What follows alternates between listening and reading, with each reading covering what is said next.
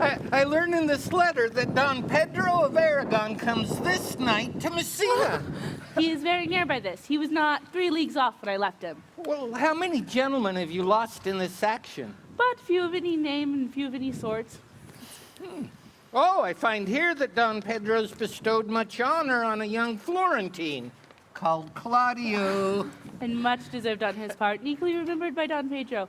He hath borne himself beyond the promise of his age, doing in the figure of a lamb and the feats of a lion. He hath indeed bettered expectations, and you must expect me to tell you how. Well, he has an uncle here in Messina that will be very much glad of it. I've delivered him letters already, and there appears much joy in him, even so much joy that could not show itself modest enough without a badge of bitterness. Did he break out into tears? In great measure. Oh, a kind overflow of kindness. There are no faces truer than those that are so washed. How much better it is to weep at joy than to joy at weeping. I pray you, is Signor Montanto returned from the wars or no? I know none of that name. There was none such in any army of any sort. What is he you ask for, niece? My cousin means Signor Benedick of Padua. Oh, he's returned, and as pleasant as he ever was. I pray you, how many hath he killed and eaten these wars? But how many hath he killed? For indeed, I promise to eat all of his killing. Faith, niece, you tax Signor Benedick too much. But he'll be meat with you, I doubt it not. He hath done good service, lady, in the wars. You hath musty victual, and he hath hope to eat it. He is a very valiant trencherman. He hath an excellent stomach. And a good soldier too, lady. A good soldier to a lady? But what is he to a lord? A lord to a lord, a man to a man, stuffed with all honorable virtues. It is so indeed. He is no less than a stuffed man. But for the stuffing, well, we're all mortal. You must not, sir, mistake my niece. There's kind of a merry war betwixt Signor Benedict and her. Well, they never meet, but there's a skirmish of wit between them. Alas, he gets nothing by that. In our last conflict, 4 of his 5 wits went halting off, and now is the whole man governed with 1. So if he hath wit enough to keep himself warm, let him bear it for a difference between himself and his horse, for it is all he hath left to be known a reasonable creature. Who is his companion? Is there no young square that will make a voyage with him to the devil? He is in the most company of the right noble Claudio. Oh, Lord, you will hang upon him like a disease. He is sooner caught than the pestilence, and the taker runs presently mad. God help the noble Claudio. If he hath caught the Benedick, it will cost him 1,000 pounds ere he be cured. I will hold friends with you, lady. Do, good friend. You will never run mad, niece. No, not till a hot January. Don Pedro is approached. Ah, yes. Good Signor Leonato, are you come to meet your trouble? The fashion of the world is to avoid cost, and you encounter it. Well, never came trouble to my house in the likeness of your grace. For trouble being gone, comfort should remain. But when you depart from me, sorrow abides, and happiness takes his leave. You embrace your charge too willingly. I think this is your daughter. Well, her mother has many times told me so. Were you in doubt, sir, that you asked her?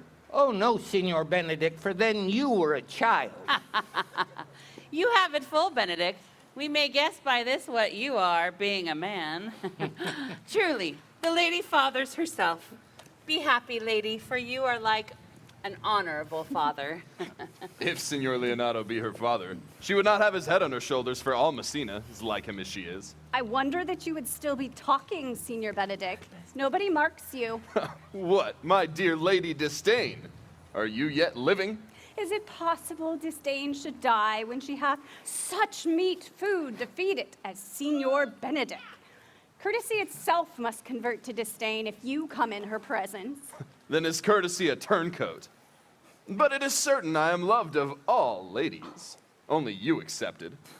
And I would I could find in my heart that I had not a hard heart, for truly, I love none. A dear happiness to women. They would else have been troubled with a pernicious suitor. I thank God and my cold blood, I am of your humor for that. I'd rather hear my dog bark at a crow than a man swear he loves me. God keep your ladyship still that in mind. So some gentleman or other shall scape a predestinate scratched face. Scratching could not make it worse, and it were such a face as yours were. Well, you are a rare parrot teacher. Better a bird of my tongue than a beast of yours. I would my horse had the speed of your tongue, and so good a continuer. But keep your way. In God's name, I have done. You always end with a jade's trick. I know you of old.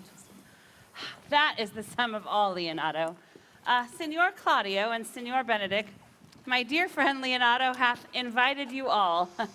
I tell him we shall stay at the month at least, and he heartily prays some occasion may detain us longer. I dare swear he is no hypocrite, but prays from the heart. If you swear, my lord, you shall not be forsworn. And let me bid you welcome, my lord. Being reconciled to the prince your brother, I owe you all duty. Oh, I thank you. I am not of many words, but I thank you. Please it your grace. Lead on. Your hand, Leonato. We shall go together.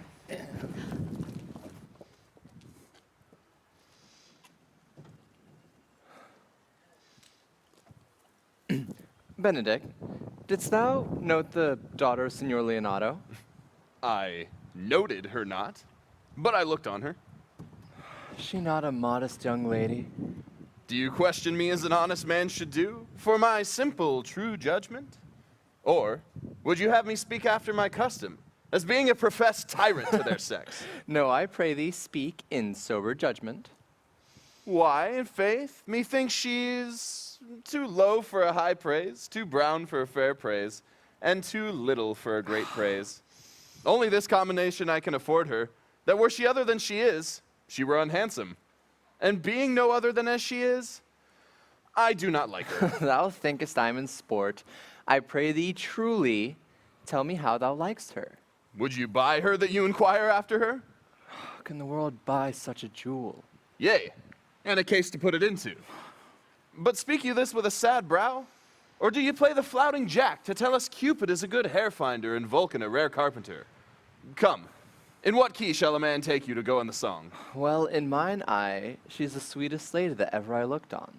I can see yet without spectacles, and I see no such matter.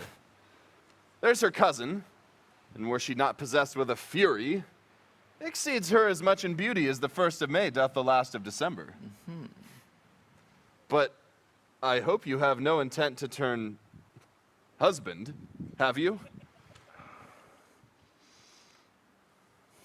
I would scarce trust myself, though I had sworn the contrary, if Hero would be my wife. Oh, it's come to this. In faith hath not the world one man, but he will wear his cap with suspicion? Shall I never see a bachelor of 80 again? Go to, in faith, and thou wilt needs thrust thy neck into a yoke, wear the print of it, and sigh away Sundays. Oh, look, Don Pedro has returned to seek you. What secret hath held you here that you followed not to Leonato's? I would your grace would constrain me to tell. I charge thee on thy allegiance. You hear, Count Claudio?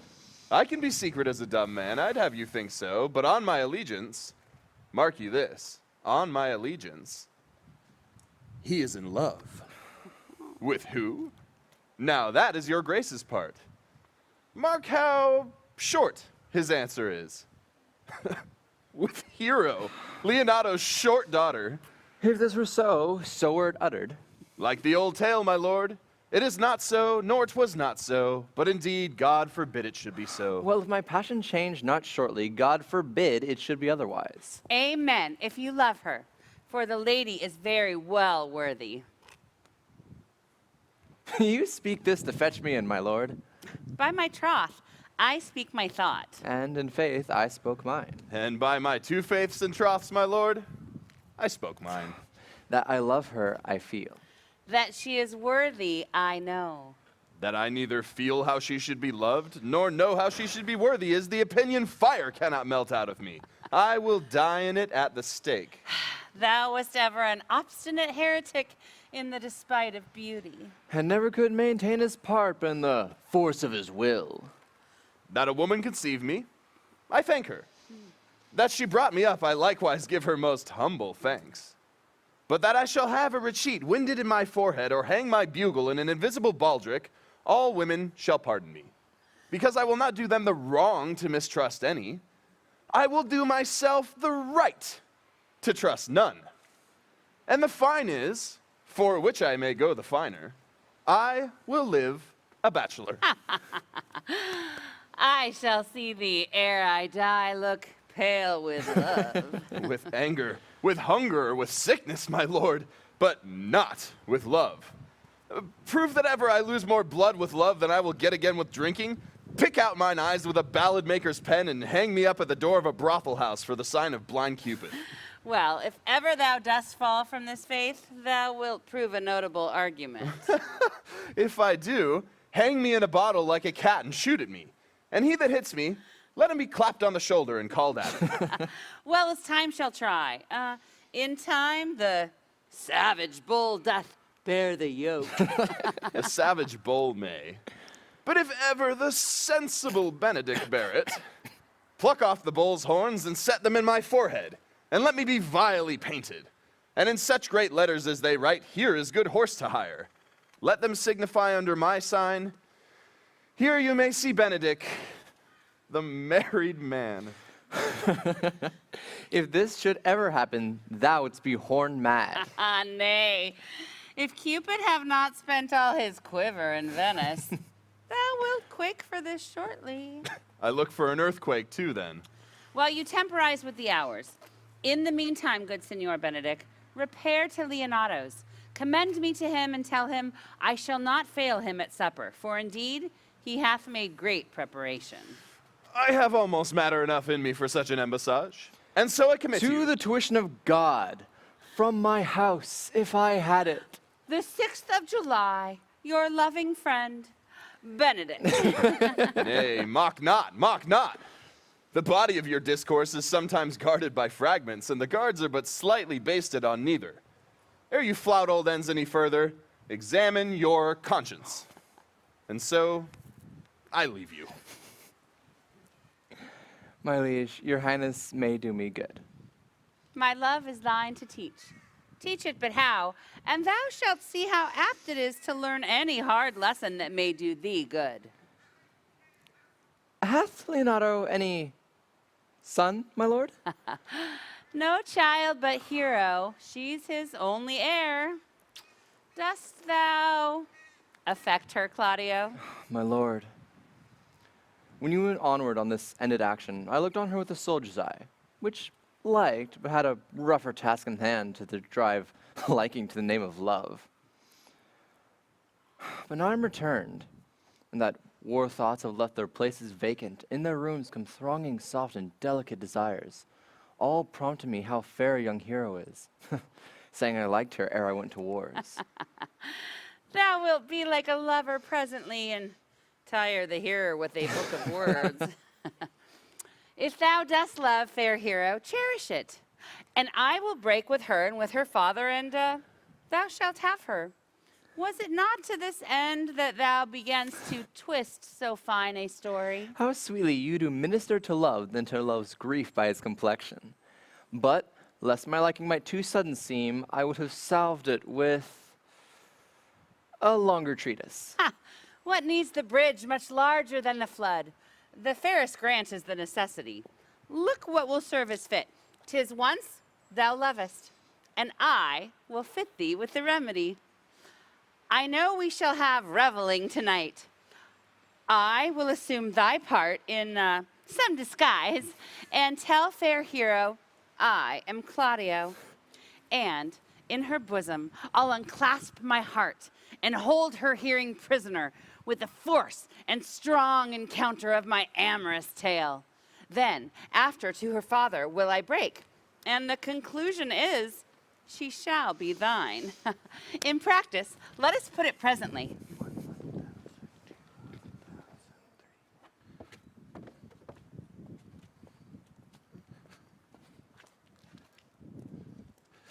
How now, brother? Where's my cousin, your son? Hath he provided this music? He's very busy about it. But brother, I can tell you strange news that you yet dreamt not of. Are they good? As the event stamps them, but they have a good cover. They show well outward. The prince and Count Claudio, walking in a thick-pleached alley in mine orchard, were thus much overheard by a man of mine. The prince discovered to Claudio that he loved my niece, your daughter, and meant to acknowledge it this night in a dance. And if he found her accordant, he meant to take the present time by the top and instantly break with you of it. Hath the fellow any wit that told you this? A good sharp fellow. I will send for him and question him yourself. No. We'll hold it as a dream until it appear itself. But I will acquaint my daughter with all, that she may be the better prepared for an answer, if peradventure this be true. Go you and tell her of it. Oh, cousin, I cry you mercy, friend. You know what you have to do. Go you with me, and I will use your skill. Good cousin, have a care this busy time. Yep. Yeah.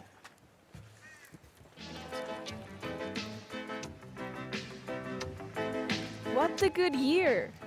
My lord, why are you thus out of measure sad? There's no measure in the occasion that breeds. Therefore, the sadness is without limit.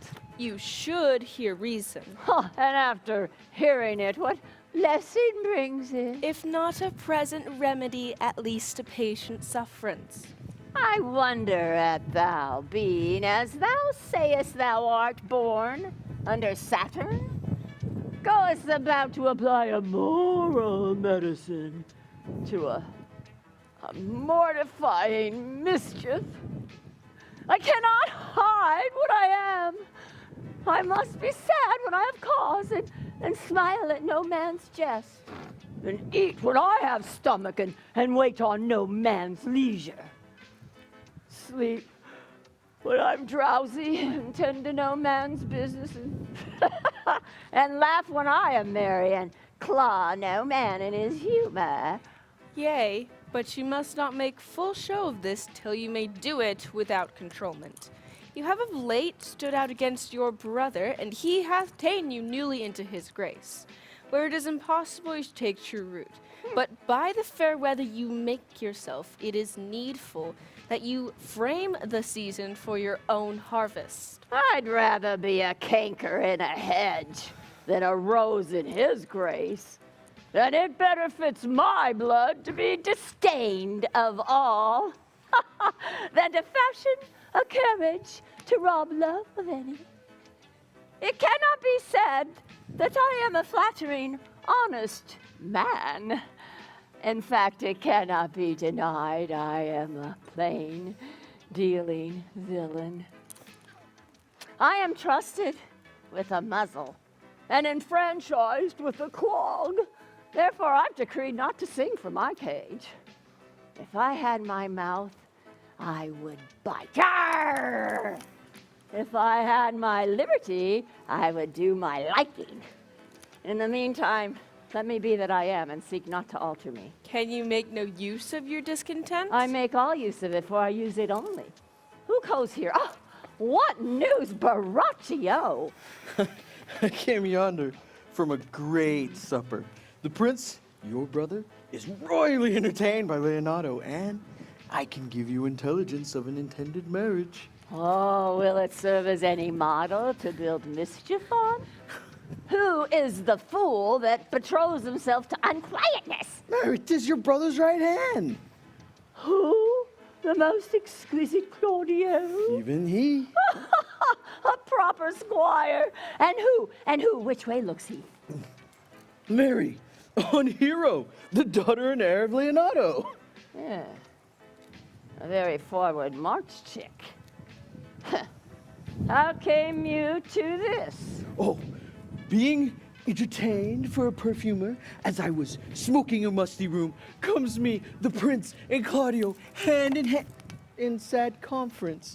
I whipped me behind an heiress, and there heard it agreed upon that the prince should woo Hero for himself, and having obtained her, give her to Count Claudio. Oh, come, let us thither. This may prove food for my displeasure. That young startup hath all the glory of my overthrow. If I can cross him anyway, I bless myself every way. You are both sure and will assist me. To death, my lord. Ah, let us thither to the supper. Their cheer is greater that I am subdued. Would the cook were on my mind. Shall we go prove what's to be done? We'll wait upon your lordship. Oh.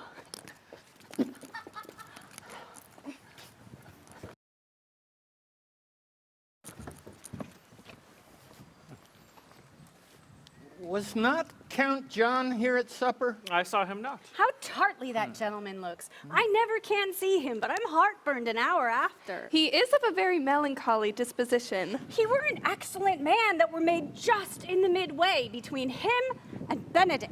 The one is too like an image and says nothing. The other, too like my lady's eldest son, evermore tattling. Then half Signor Benedick's tongue in Count John's mouth, and half Count John's melancholy in Signor Benedick's face? With a good leg and a good foot, uncle, and money enough in his purse.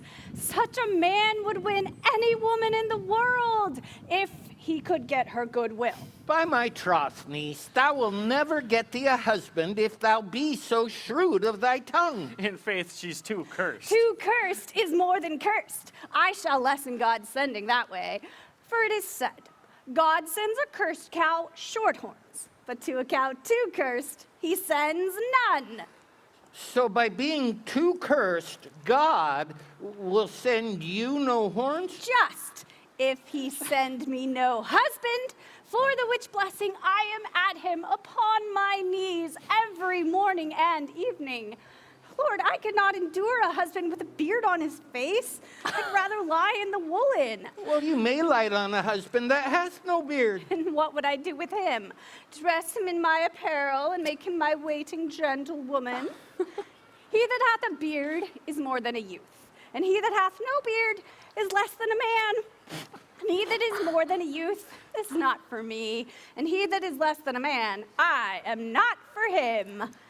Therefore, I will even take sixpence in earnest of the bear herd and lead his apes into hell. Well, then go you into hell? No, but to the gate, and there will the devil meet me, like an old cuckold with horns on his head, and say, "Get you to heaven, Beatrice, get you to heaven. Here's no place for you maids." So deliver I up my apes, and away to St. Peter. For the heavens, he shows me where the bachelors sit, and there live we, as merry as the day is long. Well, niece, I trust you will be ruled by your father. Yes, faith! It is my cousin's duty to make curtsy and say, "Father, as it please you." But yet, for all that, cousin, let him be a handsome fellow, or else make another curtsy and say, "Father, as it please me." Niece, I hope one day to see you fitted with a husband. Not till God make men of some other metal than earth. Would it not grieve a woman to be overmastered with a piece of valiant dust? To make an account of her life to a clod of wayward marl? No, uncle, I'll none. Adam's sons are my brethren, and truly I hold it a sin to match in my kindred. Daughter, remember what I told you, and if the prince do solicit you in that kind, you know your answer. The fault will be in the music, cousin, if you be not wooed in good time. If the prince be too important, tell him, there is measure in everything. And so dance out the answer. For hear me, hero, wooing, wedding, and repenting is as a Scotch jig, a measure, and a syncopace. The first suit is hot and hasty like a Scotch jig, and full as fantastical. The wedding, mannerly, modest as a measure, full of state and ancientry. And then comes repentance, and with his bad legs, falls into a syncopace faster and faster till he sink into his grave. Cousin, you apprehend passing shrewdly. I have a good eye, uncle. I can see a church by daylight. Oh, the revelers are entering, brother.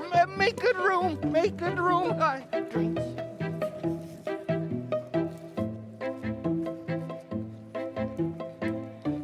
Lady, will you walk about with your friend? So you walk softly and look sweetly and say nothing. I'm yours for the walk, and especially when I walk away. With me in your company? I may say so when I please. And when please you to say so? When I like your favor. For God defend, the lute should be like the case. My visor is Philemon's roof. Within the house is Joe.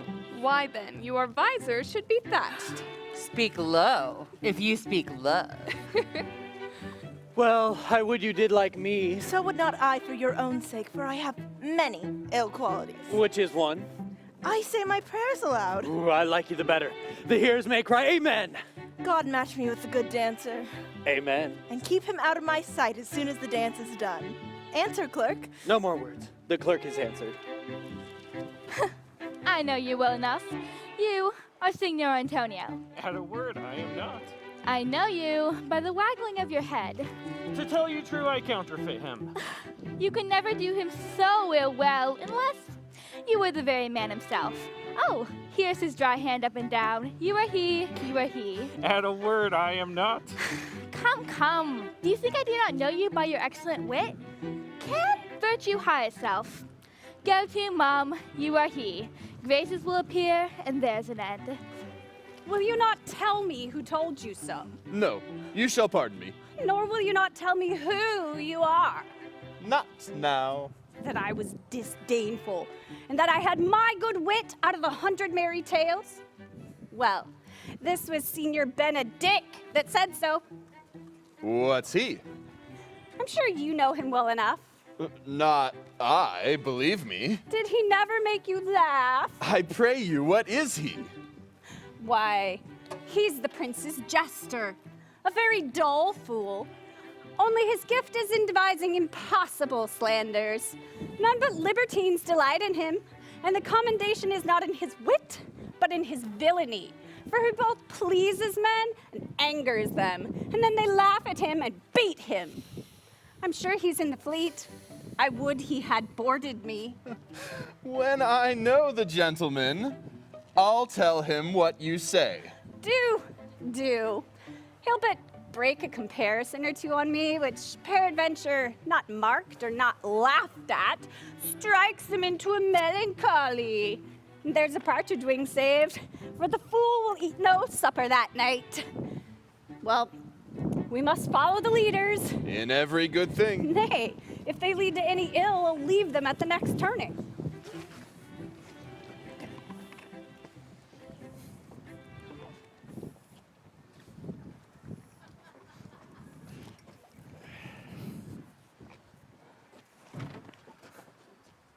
Huh. Sure, my brother is amorous on Hero, and hath withdrawn with her father to break with him about it. The ladies follow her, and there's but one visor remains. And that is Claudio. I know him by his bearing.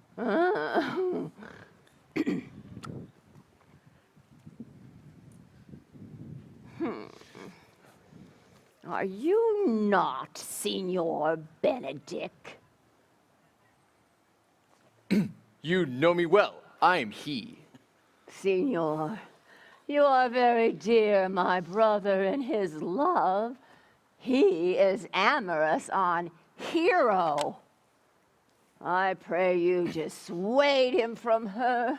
She is no equal for his birth. You may be the honest man in this. How know you he loves her? I heard him confess his love. Oh, and so did I too. And he swore he would marry her tonight.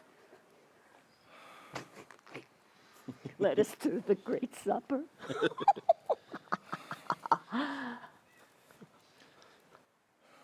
Thus answer I in the name of Benedick, but hear these ill news to the ears of Claudio. 'Tis certain so, the prince woos for himself. Friendship is constant in all other things, save in the office and affairs of love. Therefore all hearts in love use their own tongues. Let every eye negotiate for himself, and trust no agent, for beauty is a witch, against whose charms faith melteth into blood. This was an accident of hourly proof, which I mistrusted not. Farewell, therefore, hero. Count Claudio, Yea, the same. come. Will you go with me? Whither? Even to the next willow. About your own business, County. In what fashion will you wear the garland of? About your neck, like a usurer's chain? Or under your arm, like a lieutenant's scarf? You must wear it one way, for the prince hath got your hero. I wish him joy of her. Why, that's spoken like an honest drover. So they sell bullocks. But did you think the prince would have served you thus? I pray you, leave me. Ho, ho, ho, now you strike like the blind man. 'Twas the boy that stole your meat, and you'll beat the post. If it will not be, I'll leave you. Alas, poor hurt fowl, now will he creep into sedges. But that my lady Beatrice should know me and not know me? The prince's fool? Ha! Maybe I go under that title because I am merry. Yea, but so I am apt to do myself wrong. I am not so reputed. It is the base though bitter disposition of Beatrice that puts the world into her person and so gives me out. Well, I'll be revenged as I may. Now, senor, where's the count? Did you see him? Troth, my lord, I have played the part of Lady Fame. I found him here as melancholy as the lodge in a warren. I told him, and I think I told him true, that your grace had got the goodwill of this young lady, and I offered him my company to a willow tree, either to make him a garland, as being forsaken, or to bind him up a rod, as being worthy to be whipped. To be whipped. What's his fault? The flat transgression of a schoolboy who, being overjoyed with finding a bird's nest, shows it his companion, and he steals it. Wilt thou make a trust a transgression? The transgression is in the stealer. Yet it had not been amiss that the rod had been made, and the garland too. For the garland he might have worn himself, and the rod he might have bestowed on you, who, as I take it, have stolen his bird's nest. I will but teach them to sing, and restore them to the owner. If their singing answer your saying, by my faith, you say honestly. The lady Beatrice hath a quarrel with you. The gentleman that danced with her told her she is much wronged by you. Oh, she hath misused me past the endurance of a block.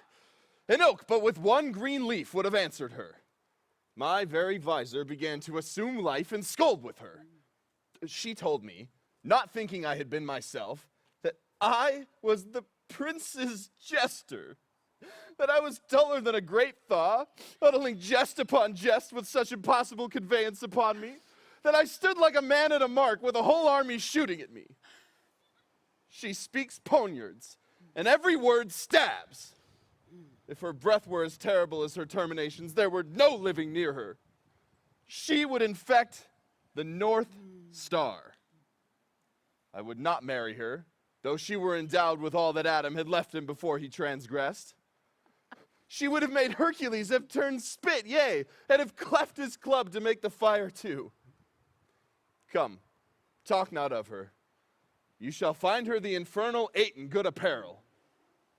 Oh, I would to God some scholar would conjure her, for certainly, while she is here, a man may live as quiet in hell as in a sanctuary, and people sin upon purpose because they would go thither. So indeed, all disquiet, horror, and perturbation follows her. Look, here she comes. Will your grace command me any service to the world's end? I will go on the slightest errand now to the Antipodes that you can devise to send me on. I will fetch you a toothpicker now from the furthest inch of Asia. Bring you the length of Prester John's foot. Fetch you a hair off the great Cham's beard. Do you any embassage to the pygmies, rather than hold 3 words conference with this harpy. You have no employment for me? None, but to desire your good company. God, sir, here's a dish I love not. I cannot endure my lady tongue.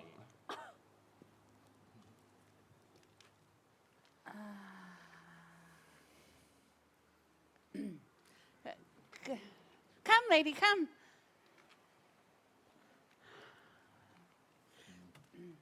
You have lost the heart of Senor Benedick.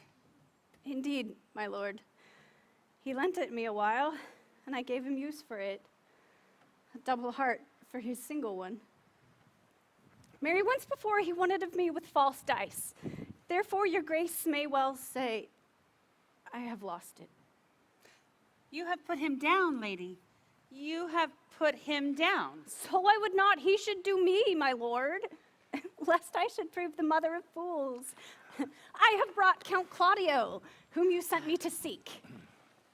Why, how now, Count? Wherefore are you sad? Not sad, my lord. How then? Sick? Neither, my lord. The count is neither sad, nor sick, nor merry, nor well, but civil, Count. Seville, like an orange, and something of that jealous complexion. If faith, lady, I think your blazon to be true, though I'll be sworn, if he be so, his conceit is false. Here, Claudio, I have wooed in thy name, and fair hero is won. I have broke with her father, and his goodwill obtained. Name the day of marriage, and God grant thee joy. Count, take of me my daughter, and with her my fortune. His grace hath made a match, and all grace say amen to it. Speak, Count, 'tis your cue. Silence is the perfectest herald of joy. I were but little happy if I could say how much. Lady, as you are mine, I'm yours. I give away myself for you, and dote on the exchange. Speak, cousin, if you cannot, stop his mouth with a kiss and let him not speak neither. In faith, lady, you have a merry heart. Yea, my lord, I thank it. Poor fool, it keeps on the windy side of care. My cousin tells him in his ear that he is in her heart. And so she doth, cousin. Good Lord, for alliance. Thus goes everyone in the world. But I am sunburnt. I shall sit in the corner and cry, hey-ho, for a husband. Lady Beatrice, I will get you one. I would rather have one of your father's getting. Hath your grace ne'er a brother like you? Your father got excellent husbands, if a maid could come by them. Will you have me, lady? No, my lord, unless I might have another for working days. Your grace is too costly to wear every day. But I beseech your grace pardon me. I was born to speak all mirth and no matter. Your silence most offends me, and to be merry best becomes you. For at a question, you were born in a merry hour. No, my lord, sure. My mother cried. But then there was a star danced, and under that was I born. Cousins, God give you joy. Niece, will you look to those things that I told you of? I cry you mercy, uncle. With your grace's pardon. By my troth, a pleasant-spirited lady. There's little of the melancholy element in her, my lord. She's never sad but when she sleeps. Well, and not ever sad then, for I've heard my daughter say that she have often dreamed of unhappiness and waked herself with laughing. She cannot endure to hear tell of a husband. Oh, by no means. She mocks all her wooers out of suit. She were an excellent wife for Benedick. Oh, Lord. My lord, if they were but a week married, they'd talk themselves mad. County Claudio, when mean you to go to church? Tomorrow, my lord. Time goes on crutches till love have all his rights. No, not till Monday, my dear son, which is hence just a 7-night, and a time too brief, too, to have all things answer my mind. Come, you shake your head at so long a breathing. But I warrant thee, Claudio, the time shall not go dully by us. I will, in the interim, undertake one of Hercules' labors, which is to bring Signor Benedick and the Lady Beatrice into a mountain of affection, the one with the other. I will fain have it a match, and I doubt not but to fashion it, if you three will but minister such assistance as I shall give you direction. Oh, my lord, I am for you, though it cost me 10 nights' watchings. And I, my lord. And you too, gentle hero. I will do any modest office, my lord, to help my cousin to a good husband. And Benedick is not the unhopefullest husband that I know. Thus far can I praise him. He is of a noble spirit, of approved valor and confirmed honesty. I will teach you how to humor your cousin, that she shall fall in love with Benedick. And I, with your two helps, shall so practice on Benedick that, in the despite of his quick wit and queasy stomach, he shall fall in love with Beatrice. If we can do this, Cupid is no longer an archer. His glory is ours, for we are the only love gods. Go in with me and I'll tell you my drift.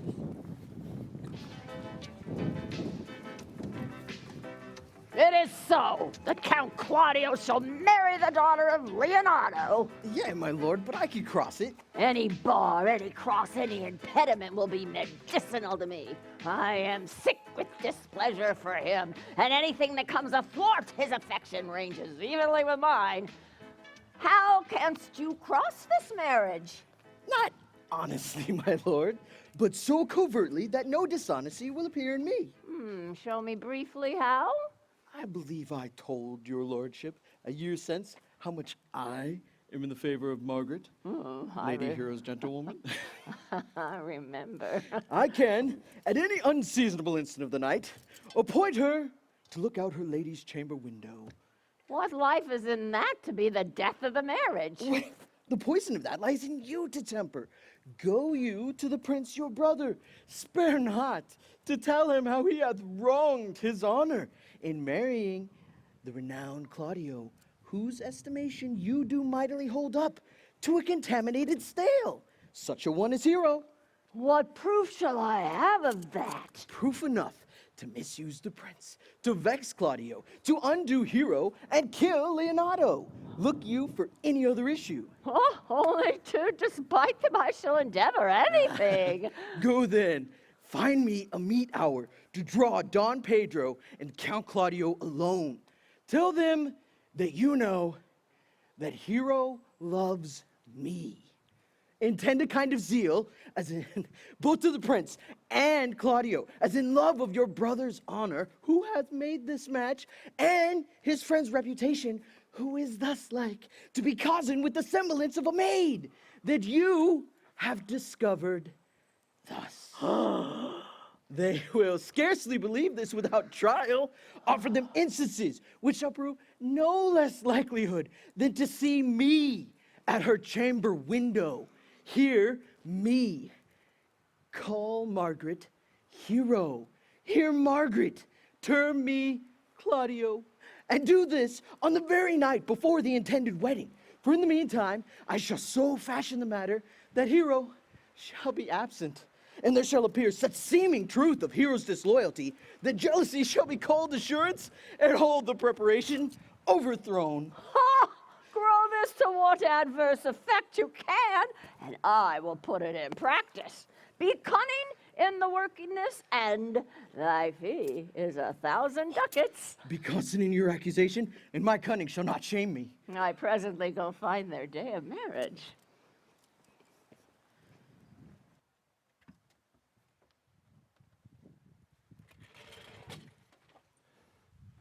Boy. Senor? In my chamber window lies a book. Bring it hither to me in the orchard. I'm here already, sir. I know that, but I would have thee hence and here again.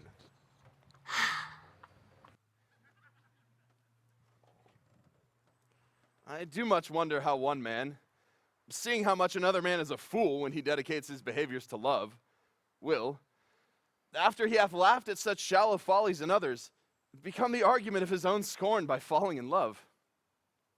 And such a man is Claudio. I have known when there was no music with him but the drum and the fife. Now he had rather hear the tabor and the pipe.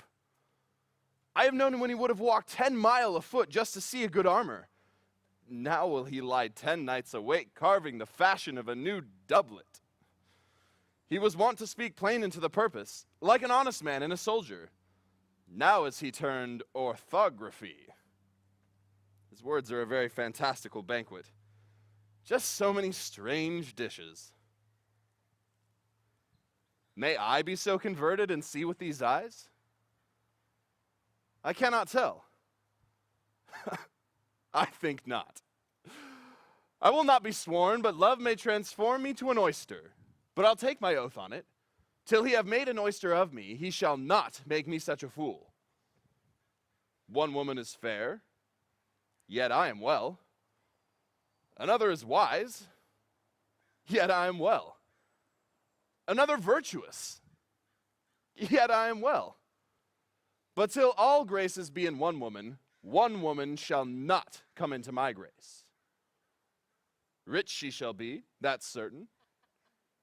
Wise, or I'll none. Virtuous, or I'll never cheapen her. Fair, or I'll ever look on her. Mild, or come not near me. Noble, or not I for an angel. Of good discourse, an excellent musician, and her hair shall be of what color it please God. Claudio, come here. The prince and Monsieur Love. I will hide me in the arbor.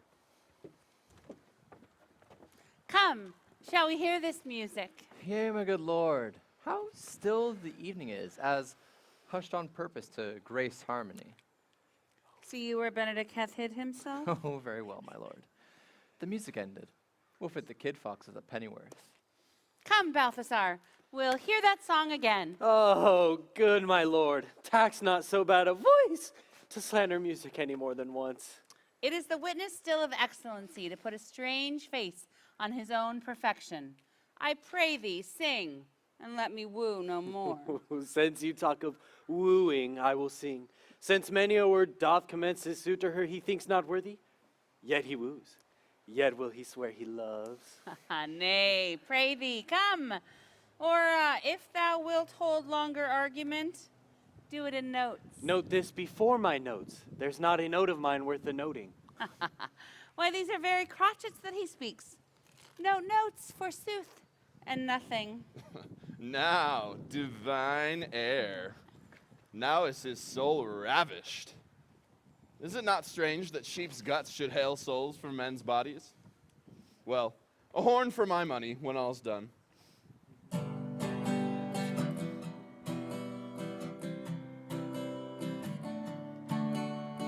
Sigh no more, lady, sigh no more. Men were deceivers ever. One foot in sea and one on shore. To one thing constant never. Then sigh not so, but let them go. And be you blithe and bonny, converting all your sounds of woe into hey, nonny, nonny. Sing no more ditties, sing no more of dumb so dull and heavy. The fraud of men was ever so, since summer first was leafy. Then sigh not so, but let them go, and be you blithe and bonny, converting all your sounds of woe into hey, nonny, nonny.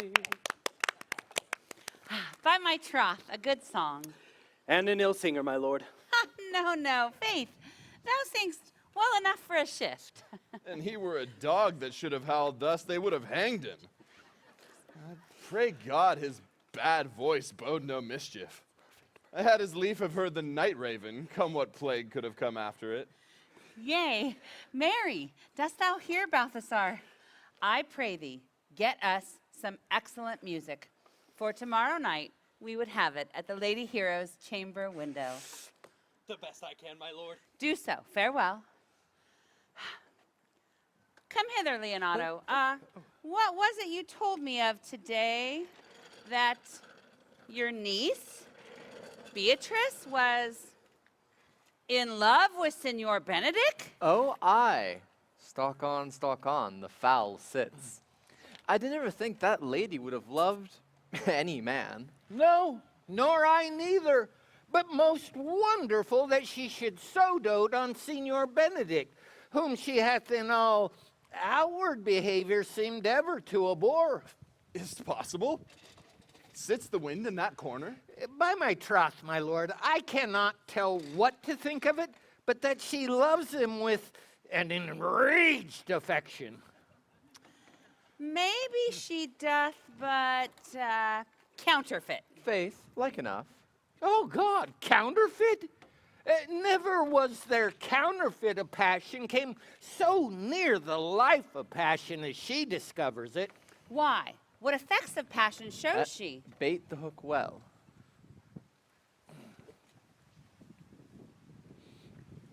This fish will bite. What effects, my lord? She will sit you. You heard my daughter tell you how. She did indeed. How? I pray you. You amaze me. I would have thought her spirit invincible against all assaults of affection. So had I, my lord, especially against Benedick. I should think this a goal, but that our honorable host speaks it.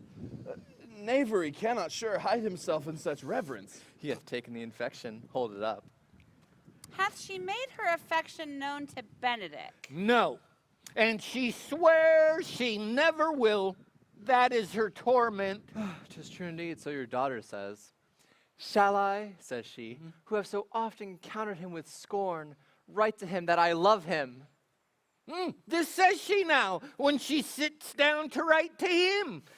For she'll be up 20 times a night, and there will she sit in her smock till she has writ a sheet of paper. My daughter tells us all. Now you talk of a sheet of paper. I remember a pretty jest your daughter told. Oh, when she had writ and was reading it over, she found Benedick and Beatrice between the sheet. That. She tore that letter into 1,000 halfpence, railed at herself that she should be so immodest as to write to one that she knew would flout her. I measure him, says she, by my own spirit, for I should flout him if he writ to me. Yea, though I love him, I should. And then down upon her knees she falls, weeps, sobs, beats her heart, tears her hair, cries, curses, oh, sweet Benedick, God give me patience. She doth indeed. She doth indeed. My daughter says so. And the ecstasy hath so much overborne her that my daughter is sometimes afeared that she will do a desperate outrage to herself. 'Tis very true. It were good that Benedick knew of it by some other, if she will not discover it. To what end? He would make a sport of it and torment the poor lady worse. And he should. It were an alms to hang him. She is an excellent, sweet lady, and out of all suspicion, she is virtuous. And she is exceeding wise. In everything but in loving Benedick. Oh, my lord. Wisdom and blood combating in so tender a body, we have 10 proofs to 1 that the blood hath the victory. I'm sorry for her, as I have just cause, being her uncle and her guardian. I would she had bestowed this dotage upon me. I would have daffed all other respects and made her half myself. I pray you, tell Benedick of it and hear what he will say. Were it good, think you? Hero thinks surely she will die. For she says she will die if he love her not. And she will die if she make her love known. And she will die if he woo her, rather than she will bate one breath of her accustomed crossness. She doth well. If she should make tender of her love, 'tis very possible he'll scorn it. For the man, as you know all, hath a contemptible spirit. He is a very proper man. He doth indeed have a good outward happiness. Before God and in my mind, very wise. He hath indeed shown some sparks that are like wit. And I take him to be valiant. As Hector, I assure you. And in the managing of quarrels, you may say he is wise, for either he avoids them with great discretion or undertakes them with a most Christian-like fear. Well, if he do fear God, he must necessarily keep the peace. If he break the peace, he ought to enter into a quarrel with fear and trembling. And he does, for the man doth fear God.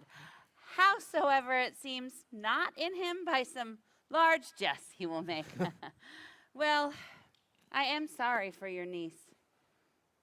Should we tell Benedick of it and hear what he will say? Never tell him, my lord. Let her wear it out with good counsel. Oh, she may wear her heart out first. Well, we will hear further of it from your daughter. Let it cool the while. I love Benedick well, and would wish he could modestly examine himself to see how unworthy he is so good a lady. Hello? Hello, is this on? Mr. Leonato, please report to the cafeteria. Ah, will you walk, my lord? Dinner is ready. If he do not dote on her upon this, I will never trust my expectation. Let the same net be spread for her, and that must your daughter and her gentlewoman carry. The sport will be when they hold one an opinion of another's dotage, and no such matter. That's the scene that I would see, though it be merely a dumb show. Oh, let us send her to call him in to dinner.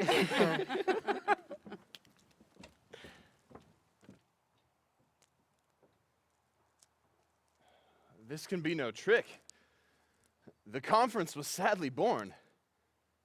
They have the truth of it from Hero. They seem to pity the lady. It seems her affections have their full bent. Love me. Why, it must be requited. I hear how I am censured. They say I will bear myself proudly if I perceive the love come from her. They say, too, that she will rather die than give any sign of affection. I did never think to marry. I must not seem proud. Happy are they that hear their detractions and can put them to mending. They say the lady is fair. 'Tis a truth. I can bear them witness. And virtuous. 'Tis so, I cannot reprove it. And wise, but for loving me. By my troth, it is no addition to her wit, nor no great argument of her folly, for I will be horribly in love with her. I may chance have some odd quirks and remnants of wit broken on me because I have railed so long against marriage, but doth not the appetite alter? A man loves the meat in his youth that he cannot endure in his age. Shall quips and sentences and these paper bullets of the brain awe a man from the career of his humor? No. The world must be peopled. When I said I would die a bachelor, I did not think I should live till I were married. Here comes Beatrice. By this day, she's a fair lady. I do spy some marks of love in her. Against my will, I am sent to bid you come in to dinner. Fair Beatrice, I thank you for your pains. I took no more pains for these thanks than you take pains to thank me. If it had been painful, I would not have come. You take pleasure then in the message. Yea, just so much as you may take upon a knife's point and choke a daw withal. You have no stomach, Signor? Fare you well.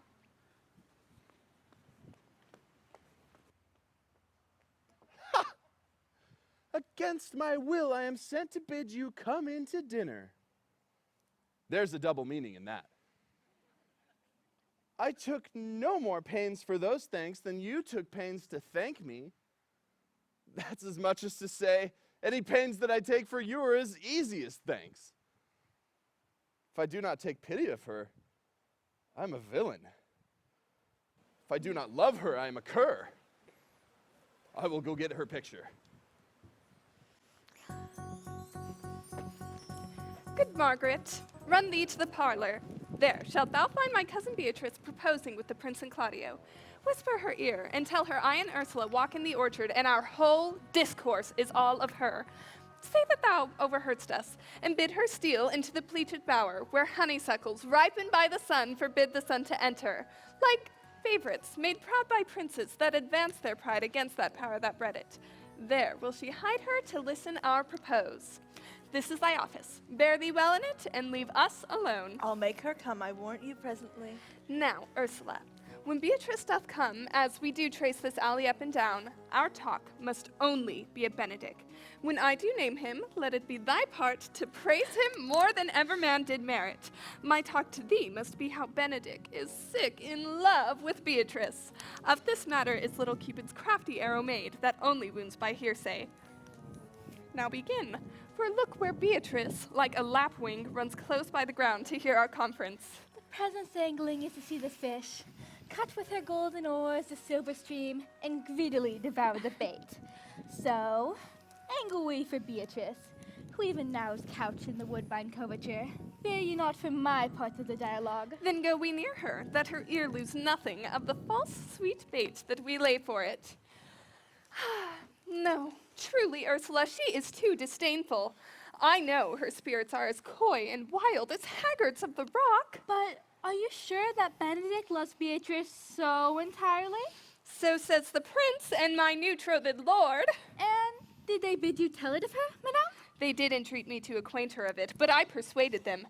If they loved Benedick, to wish him wrestle with affection, and never to let Beatrice know of it. Why did you so? Doth not the gentleman deserve as full as fortune and bed as ever Beatrice will couch upon? Oh, God of love! I know he doth deserve as much as may be yielded to a man, but nature never framed a woman's heart of prouder stuff than that of Beatrice. Disdain and scorn ride sparkling in her eyes, misprizing what they look on. And her wit values itself so highly that to her all matter else seems weak. She cannot love, nor take no shape, nor project of affection. She is so self-endeared. Sure, I think so. And therefore certainly it were not good she knew his love, lest she make a sport of it. Oh, why, you speak truth. I never yet saw man, how wise, how noble, young, how rarely featured, but she would spell him backward. If fair-faced, she would swear the gentleman should be her sister. If dark, why, nature, drawing of an antic, made a foul blot. If tall, a lance, ill-headed. If low, an agate, very vilely cut. If speaking, why, a vein blown with all winds. If silent, why, a block moved with none. So turns she every man the wrong side out, and never gives to truth and virtue that which simpleness and merit purchaseth. Sure, such carping is not commendable. No, not to be so odd and from all fashions as Beatrice is cannot be commendable. But who dare tell her so? If I should speak, she would mock me into air. Oh, she would laugh me out of myself, press me to death with wit.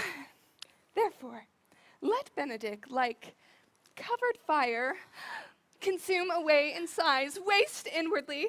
It were a better death than die with mocks, which is as bad as die with tickling. Yet tell her of it, hear she'll say. No. Rather, I will go to Benedick and counsel him to fight against his passion. And truly, I'll devise some honest slanders to stain my cousin with. One doth not know how much an ill word may empoison liking. Oh, do not do your cousin such a wrong. She cannot be so much with stout true judgment, having so swift and excellent wit as she is prized to have, as to refuse so rare a gentleman as Signor Benedick. He is the only man of Italy, always excepted my dear Claudio. I pray you, be not angry with me, madame, speaking my fancy. Signor Benedick, for shape, bearing, argument, and valor, goes foremost in reports throughout Italy. Indeed, he hath an excellent good name. He did earn it, ere he had it. When are you married, madame? Why, every day tomorrow. Come, go in. I'll show thee some attires and have thy counsel which is the best to furnish me tomorrow.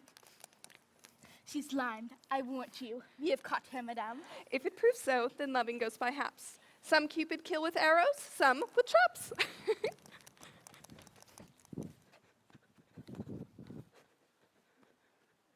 What fire is in mine ears? Can this be true? Stand I condemned for pride, and scorn so much. Contempt, farewell, and maiden pride, adieu. No glory lives behind the back of such. And Benedick, love on, I will requite thee, taming my wild heart to thy loving hand. If thou dost love, my kindness shall incite thee to bind our loves up in a holy band. For others say thou dost deserve, and I believe it better than reportingly. I do but stay till your marriage be consummate, then go I toward Aragon. I'll bring you thither, my lord, if you'll vouchsafe me. Nay, that would be as great a soil on the gloss of your new marriage as to show a child his new coat and forbid him to wear it. I shall be bold only with Benedick for his company, for from the crown of his head to the sole of his foot, he is all mirth. He has twice or thrice cut Cupid's bowstring, and the little hangman dare not shoot at him. He has a heart like a bell, and his tongue is the clapper. For what his heart thinks, his tongue speaks. Gallants, I am not as I have been. So say I. Methinks you are sadder. I hope he be in love. Hang him, truant.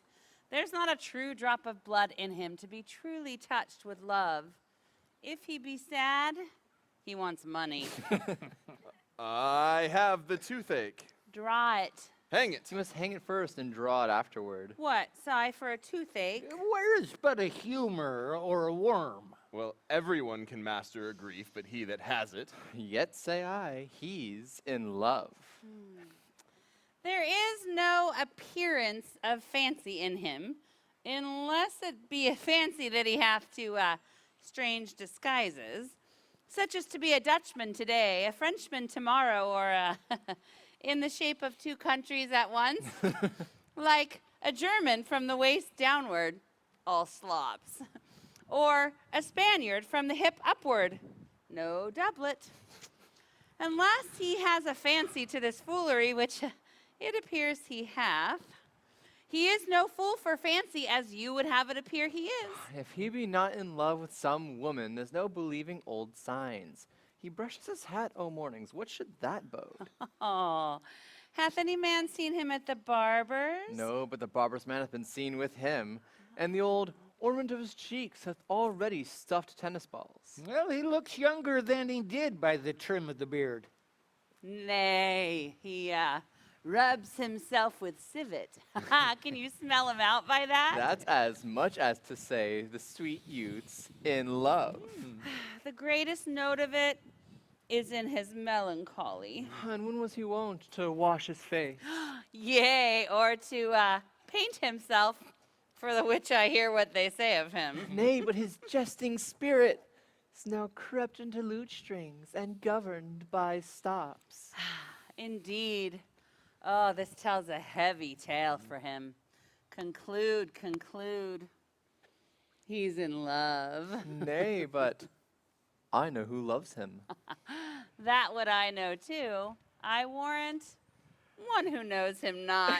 Yes, and his ill conditions. And, despite of all, dies for him. She shall be buried with her face upward. If this is no charm for the toothache. Old senor, walk aside with me. I have studied 8 or 9 wise words to speak with you, which these hobby horses must not hear. For my life. To break with him about Beatrice. Tis even so. Hero and Margaret have by this played their parts with Beatrice. And then the two bears will not bite one another when they meet. My lord and brother, God save you. Good e'en, brother. If your leisure served, I would speak with you. In private? If it please you, yet Count Claudio may hear, for what I have to say concerns him. What's the matter? Your lordship plans to be married tomorrow. You know that he does. I know not that. Once he knows what I know. If there be any impediment, I pray you discover it. You may think I love you not. Let that appear hereafter, and Aim better at me by what I now will manifest for my brother. I think he holds you well, and out of dearness of heart hath helped to ensure your ensuing marriage. Surely a suit ill spent and labor ill bestowed. Why? What's the matter? Well, I came hither to tell you, and circumstances shortened, for she's been too long a talking of. The lady is disloyal. Who? Hero? Even she. Leonato's hero, your hero, every man's hero. Disloyal? The word is too good to paint out her wickedness. I could call her worse. Oh, think you have a worse title, I will fit her to it. But warrant not till further warrant. Come with me tonight. You will see her chamber window entered in even the night before her wedding day. If you love her then, tomorrow wed her, but I think it better suit your honor to change your mind. May this be so? I will not think it. If you dare not trust what your eyes see, confesseth not that you know. But if you will but follow me, I will show you enough, and after you have seen more and heard more, proceedeth accordingly. If I see anything tonight where I should not marry her, tomorrow in the congregation where I should wed, there will I shame her. And as I wooed for thee to obtain her, I will join with thee to disgrace her. I will disparage her no further till you are my witnesses. Bear it coldly but till midnight, then let the issue show itself. Oh, day untowardly turned. Oh, mischief strangely thwarting. Oh, plague right well prevented. So shall you say when you have seen the sequel.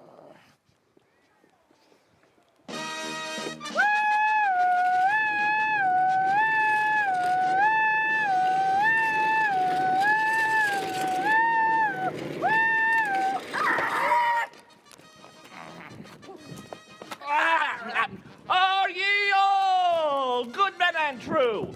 Yea, rush with pity, where they should suffer salvation, body and soul. Nay, that were a punishment too good for them, if they should have any allegiance in them being chosen for the prince's watch. Well, give me that child's name of Dogberry. First, who think you the most desertless man for constable? Hugh Oatcakes or George Sequel, for they can write and read. Well, come hither, neighbor Sequel. God hath granted you a good name. To be a well-favored man is a gift of fortune, but to read and write, that comes by nature. Both ways. You have, I knew would be your answer. Well, for your favor, sir, give God thanks, and make no boast of it. As for your reading and writing, let that appear when there is no such need of vanity. You are thought to be the most senseless man for constable of the watch. Therefore, bear you this lantern. This is your charge. You are to comprehend all vagrom men. You are to bid any man stand in the prince's name. How is Anda? Why then, take no note of them. Depart in peace, and presently call the rest of the watch together, and thank God you're rid of a knave. If he will not stand when he is bidden, he is none of the prince's subjects. True, and they are to meddle with none but the prince's subjects. You are also to make no noise in the streets, for the watch to babble and talk is most tolerable and shall not be endured. We'd rather sleep than talk. We know what belongs in a watch. You speak like a most quiet and ancient watchman, for I do not see how sleeping should offend. Only take care your bills be not taken. You are also to go to all the alehouses and bid those that are drunk, get them to bed. What if they will not? Let them alone until they are sober. If they make you not the better answer, then you may say, these are not the men you took them for. Well, sir. If you meet a thief, you may, by nature of your office, suspect him to be no true man. And with such kind of man, the less you meddle or make with them, the more it is for your honesty. Well, if we know him to be a thief, shalln't we lay hands on him? Well, I mean, Truly by your office you may, but I think that those who touch pitch will be defiled. The most peaceable way for you, if you do take a thief, is to let him show himself for what he is and steal out of your company. You've always been called a merciful man, partner. Marry, I will not hang a dog by my will, much more a man who hath any honesty in him. If you hear a child crying tonight, you must call to the nurse and bid her still it. But what if the nurse is asleep and not hear our calls?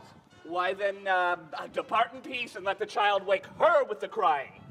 For the ewe that does not hear the lamb when it baas will never answer a calf when it bleats. She's very true. This is the end of your charge. You, constable, are to present the prince's own person. If you meet the prince of the night, you may stay him. Nay, by Our Lady, I think you cannot. 5 shillings to 1 on it. With any man who knows the statutes, he may stay him. Oh, marry not without the prince be willing. For the watch ought to offend no man, and indeed it is an offense to stay a man against his will. By Our Lady, I think it be so. Ha, ha, ha. Good night, neighbors. If there be any manner of late chances, call upon me. Keep your fellows' counsels and your own, and good night. Come, neighbor. We heard our charge. Let's go over here on the church bench until 2, and then to bed. Oh, word more, honest neighbors. I pray you watch about Signor Leonardo's door, for the wedding being there tomorrow, if there's a great coil tonight. Adieu, be vigilant, I beseech you.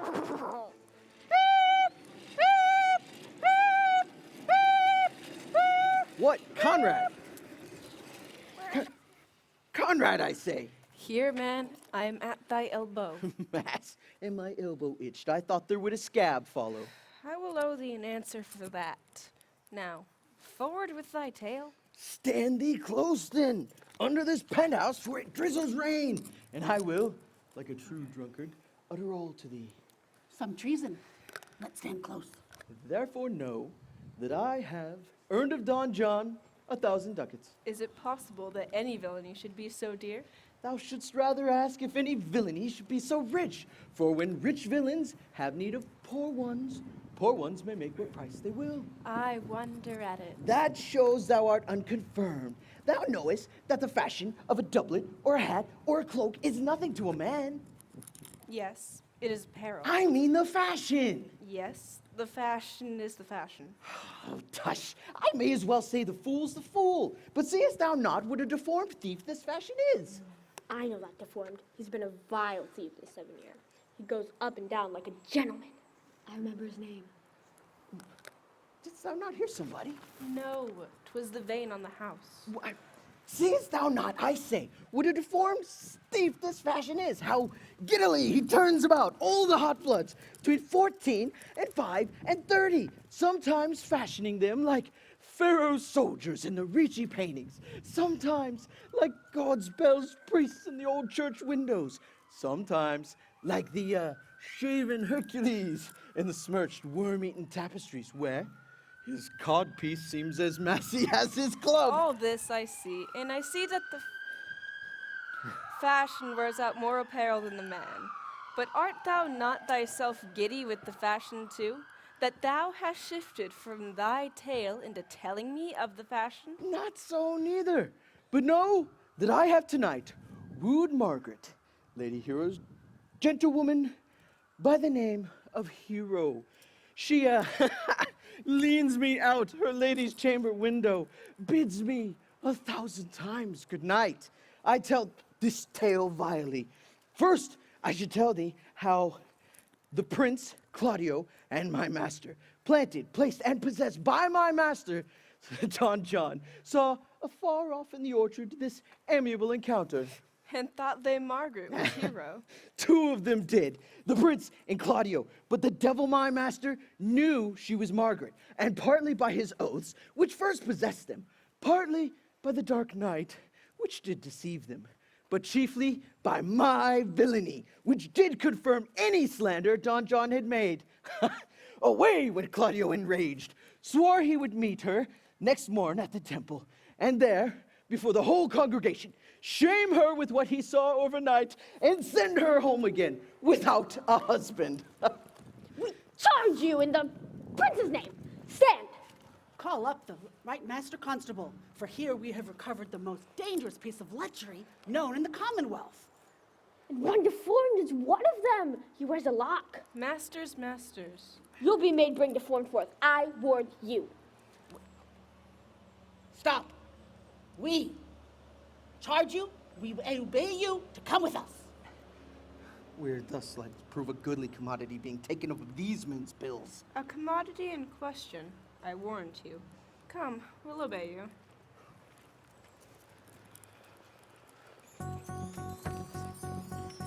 Good Ursula, wake my cousin Beatrice and desire her to rise. I will, lady. And bid her come hither. Well, Troth, I think your other rubato were better. No, pray thee, good Meg, I'll wear this. But my troth's not so good, and I warrant your cousin will say so. My cousin's a fool, and thou art another. I'll wear none but this. I like the new tire within excellently. The hair were a thought browner. Oh, your gown's a most rare fashion, I faith. I saw the Duchess of Milan's gown that they praise so. That exceeds, they say. But my troth is but a nightgown in respect of yours. Cloth of gold, cuts, pearls laced with silver, down sleeves and side sleeves, and skirts round underborne with a bluish tinsel. But for a fine, quaint, graceful and excellent fashion, yours is worth 10 on it. God give me joy to wear it, for my heart is exceeding heavy. 'Twill be heavier soon by the weight of a man. Fie upon thee!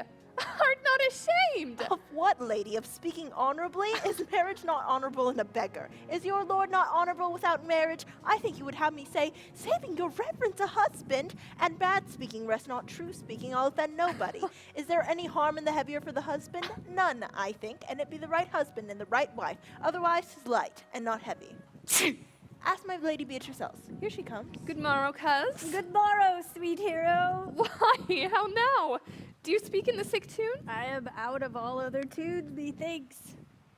Claps into light of love. That goes without a burden. Do you sing it and I'll dance it. You light of love in your heels. Then, if your husband have stables enough, you shall see he shall lack no barns. Oh, illegitimate construction. I'll scorn that with my heels. 'Tis almost 5 o'clock, cousin. 'Tis time you are ready. By my troth, I am exceedingly ill. Hey ho. For a hawk, a horse, or a husband? For the letter that begins them all. H. Well, and you not be turned Turk, there's no more sailing by the star. What means the fool, Tro? Nothing, but God send everyone their heart's desires. These gloves the Count sent me. They are an excellent perfume. I am stuffed, cousin. I cannot smell. A maid and stuff. Now that's goodly catching of cold. Oh, God help me. God help me. How long have you professed apprehension? Even since you left it, doth my wit not become me so rarely? It has not seen enough. You should wear it in your cap. By my troth, I am sick. Get you some of the distilled Cardus Benedictus and lay it to your heart. 'Tis the only thing for a qualm. There thou prickst her with a thistle. Benedictus? Why Benedictus? You have some moral in this Benedictus. By my troth, I have no moral meaning. I meant plain, holy thistle. You may perchance think that I think you are in love. Nay, by our lady, I'm not such a fool to think what I list, nor I list not to think what I can or I cannot think. If I were to think myself out of thinking that you are in love, or that you can be in love, or that you ever will be in love, yet Benedick was such another, and now he has become a man. He swore he would never marry, and yet now, in spite of his heart, he eats his meat without grudging. And how you may be converted, I know not, but methinks you look with your eyes as other women do. What pace is this that thy tongue keeps? Not a false scholar. Madam, withdraw. The prince, the count, Signor Benedict, Don John, and all the gallants of the town are come to fetch you to church. Help to dress me, good cuz, good Meg, good Ursula.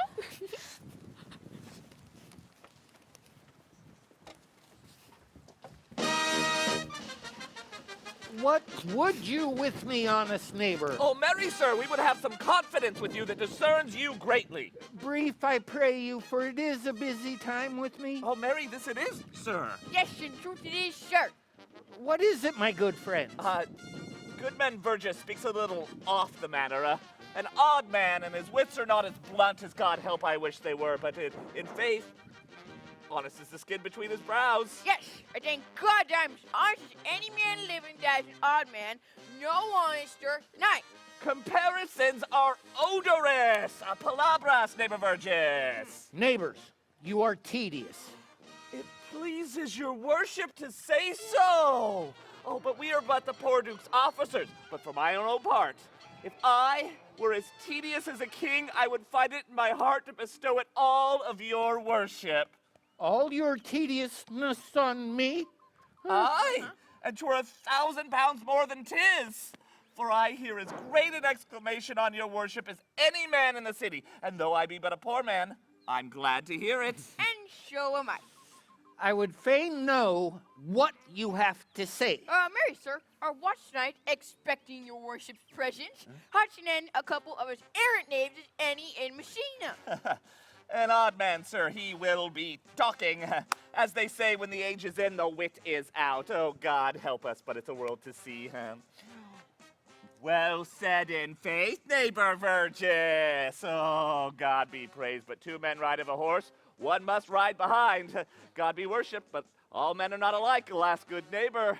Indeed, he falls too short of you. Gifts that God gives. I must leave you. Oh, 1 word, sir. Our watch, sir, has indeed comprehended 2 auspicious persons that we would have this morning examined before your worship. Well, take their examination yourself and bring it me. I am now in great haste, as it may appear unto you. It shall be suffigant. Drink some wine, ere you go. Fare you well. My lord, they stay for you to give your daughter to her husband. I'll wait upon them. Oh, I am ready. Go, good partner. Get you to Francis Seacole. Bid him bring his pen and inkhorn to jail. We are now to examination these men. And we must do so wisely. Oh, we will spare no wit, I warrant you. Here's that shall drive some of them to a non-com.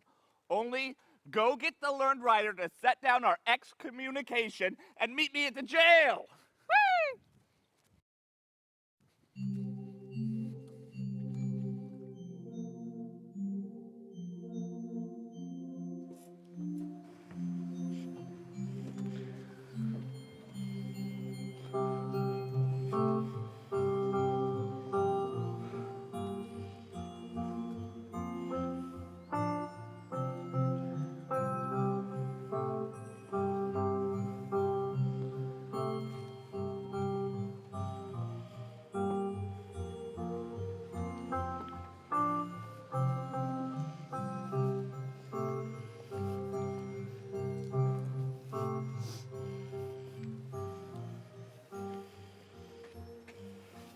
Come, Friar Francis. Be brief, only to the plain form of marriage, and you shall recount their particular duties afterwards. Lord, you come hither to marry this lady? No.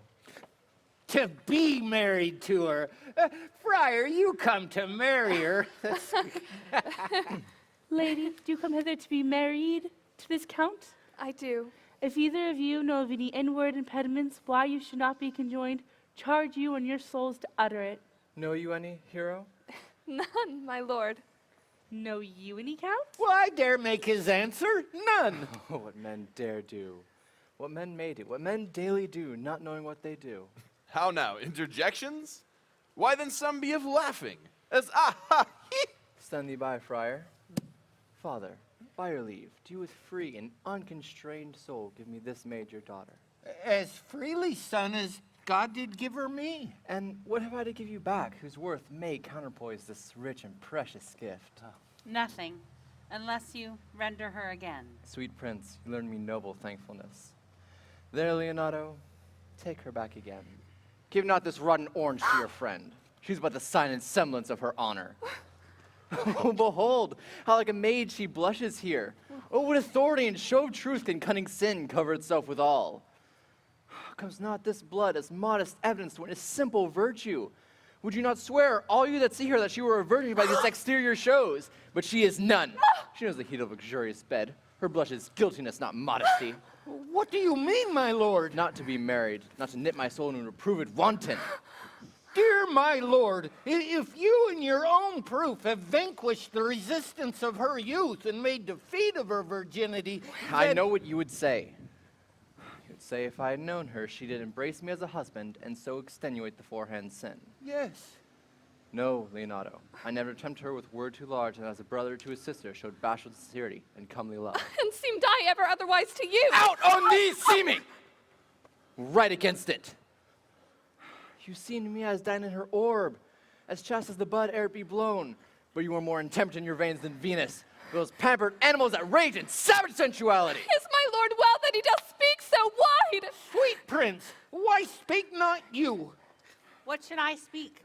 I stand dishonored that have gone about to link my dear friend to a common stale. Are these things spoken, or do I but dream? Sir, they are spoken, and these things are true.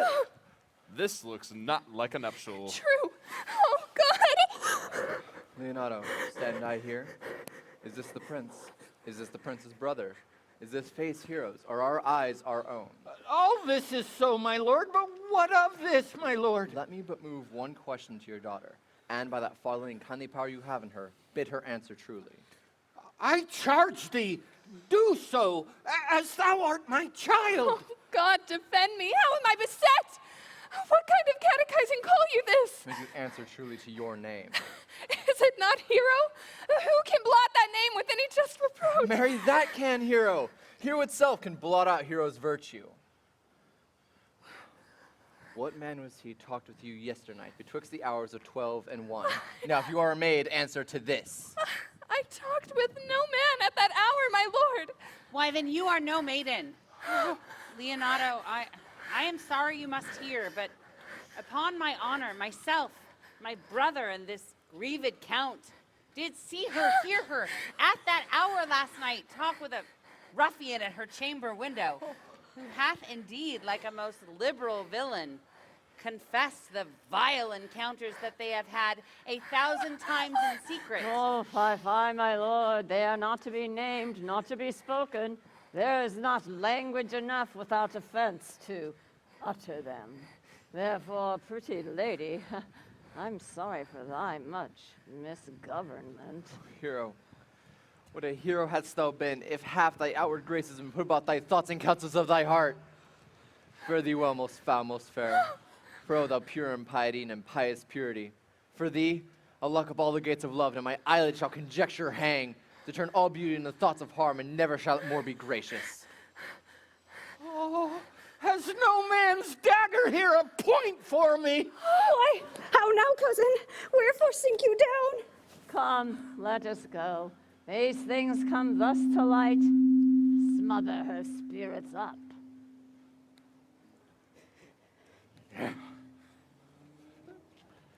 My lord.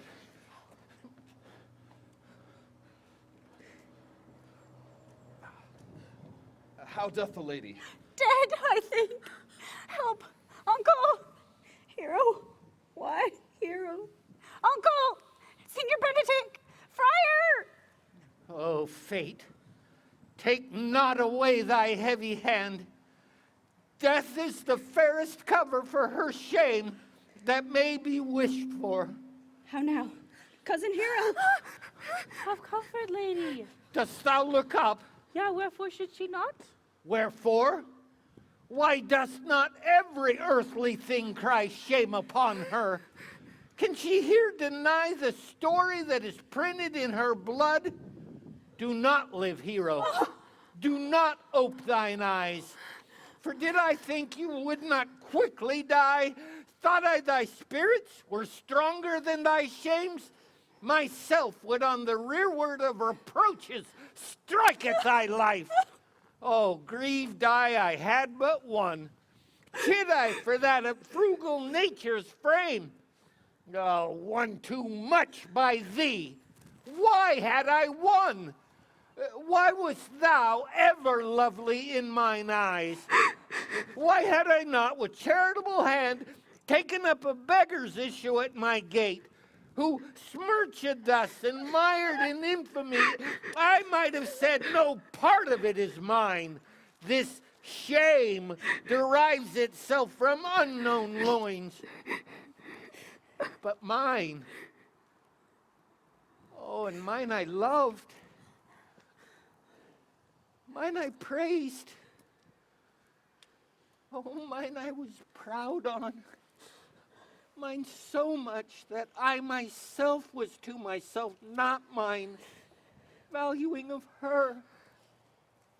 Oh, she's fallen in a pit of ink that the wide sea has drops too few to wash her clean again, and salt too little to season give her foul, tainted flesh.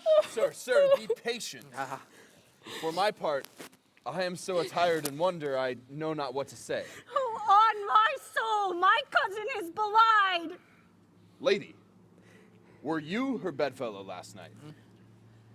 No, truly not. Although until this night, I have this 12-month been her bedfellow. Confirmed. No. Confirmed!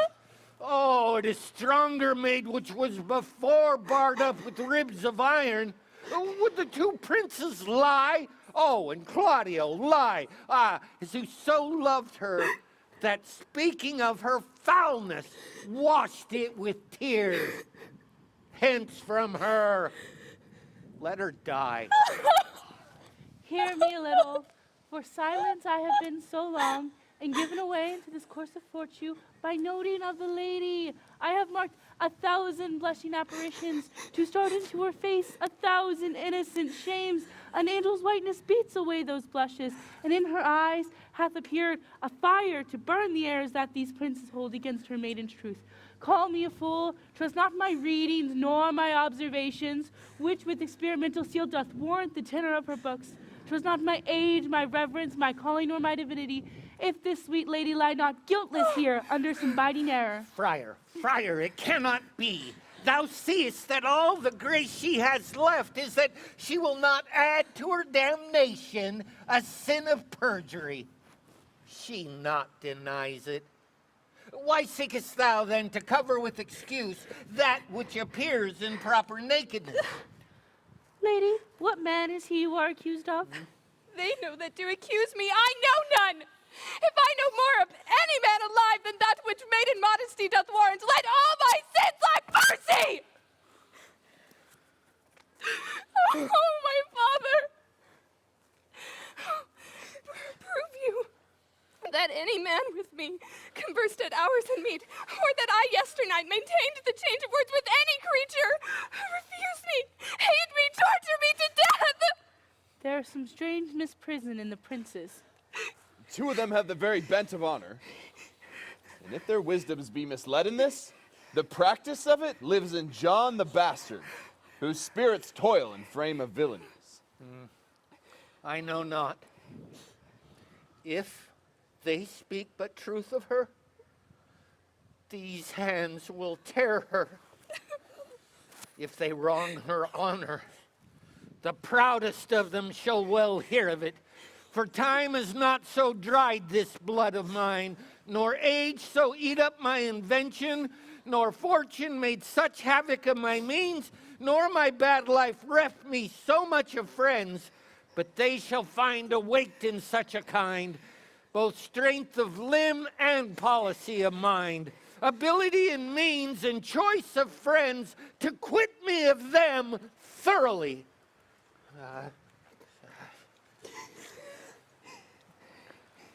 Pause a while. Let my counsel sway you in this case. Your daughter here, the princess left for dead. Let her a while be sacredly kept, and publish that she is dead indeed. Maintain a mourning's ostentation, and on your old family's monuments hang mournful Aphrodites, and do all the rites that appertain into a burial. But what will become of this? What will this do? Mary this, well carried, shall on her behalf change slander to remorse, and that is some good. But not for that dream I on this strange course, but on this travail look for greater birth. She dying, as it so must be maintained upon the instant she was accused, shall be lamented, pitied, and excused of every hearer. For it so falls out that what we have we prize not to the worth, whiles we enjoy it. But being lacked and lost, why then we rack the value, and then we find the virtue of that possession would not show us while it was ours. And so it'll fare with Claudio. When he shall hear she died upon his words, the idea of her life shall sweetly creep into the study of his imagination, and every loving organ of her life shall become more apparelled, more moving in precious habits, full of life into the eyes and prospects of his soul. For if ever love had interest in his liver, and wish he not so accused her, no, though he thought his accusation was true, let this be so, and doubt not but success will fashion the event in better shape, and then I can lay it down in likelihood. But if all aim but be levelled false, the supposition of the lady's death will quench the wonder of her infamy. Oh, and if it sort not well, you may conceal her, as best befits of her wounded reputation, and some recluse in religious mind, out of eyes, tongues, minds, and injuries. Signor Leonato, let the friar advise you. And though you know my inwardness and love is very much unto the prince and Claudio, yet, by mine honor, I shall deal in this as secretly and justly as your soul should with your body. Being that I flow in grief, the smallest twine may lead me. 'Tis well consented, and presently away, for strange sores strangely they will stain the cure. Come, lady, die to live. This wedding day is perhaps prolonged. Have patience and endure.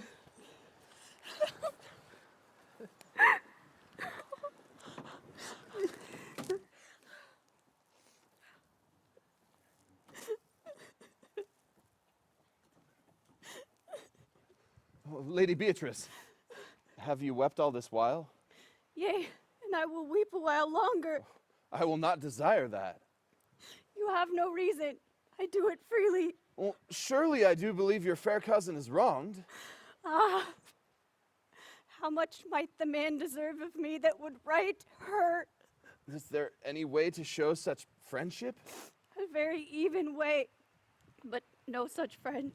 May a man do it? It is a man's office, but not yours. I, too, love nothing in the world so well as you. Is not that strange? As strange as the thing I know not. Were it possible for me to say I love nothing so well as you, but believe me not, and yet I lie not. I confess nothing, nor I deny nothing. I am sorry for my cousin. By my sword, Beatrice, thou lovest me. Do not swear and eat it. I will swear by it that you love me, and I will make him eat it that says I love not you. Will you not eat your word? With no sauce that can be devised to it. I protest I love thee. Why then, God forgive me. What offense, sweet Beatrice? You have stayed me in a happy hour. I was about to protest that I love you. And do it with all thy heart. I love you with so much of my heart that none is left to protest. Come, bid me do anything for thee. Kill Claudio. Not for the wide world. You kill me to deny it. Farewell. Terry, good Beatrice. I am gone, though I am here. There is no love in you. I pray you let me go. Beatrice. Faith, I will go. We'll be friends first. You dare easier be friends with me than fight with mine enemy? Is Claudio thine enemy? Is he not approved in the height, a villain that hath slandered, scorned, dishonored my kinswoman? Oh, that I were a man. What? Bear her in hand until they come to take hands, and then with public accusation, uncovered slander, unmitigated rancor. Oh God, that I were a man! I would eat his heart in the marketplace! Hear me, Beatrice. Talk with a man out a window, a proper saying. Nay, but Beatrice. Sweet hero, she is wronged. She is slandered. She is undone! Beatrice? Princes and counties. Surely a princely testimony, a goodly count, Count Comfact, a sweet, gallant, surely, oh, that I were a man for his sake, or that I had any friend would be a man for my sake. But manhood is melted into curtsies, valor into compliments, and men are only turned into tongues, and trim ones too. He is now as valiant as Hercules that only tells a lie and swears it. I cannot be a man with wishing. Therefore, I will die a woman with grieving. Tarry, sweet Beatrice. By this hand, I love thee. Use it for my love some other way than swearing by it. Think you, in your soul, the Count Claudio hath wronged Hero? Yea, as sure as I have a thought or a soul. Enough. I'm engaged. I will challenge him. I will kiss your hand. And so I leave you. By this hand, Claudio shall render me a dear account. As you hear of me, so think of me. Go, comfort your cousin. I must say she is dead, and so, farewell.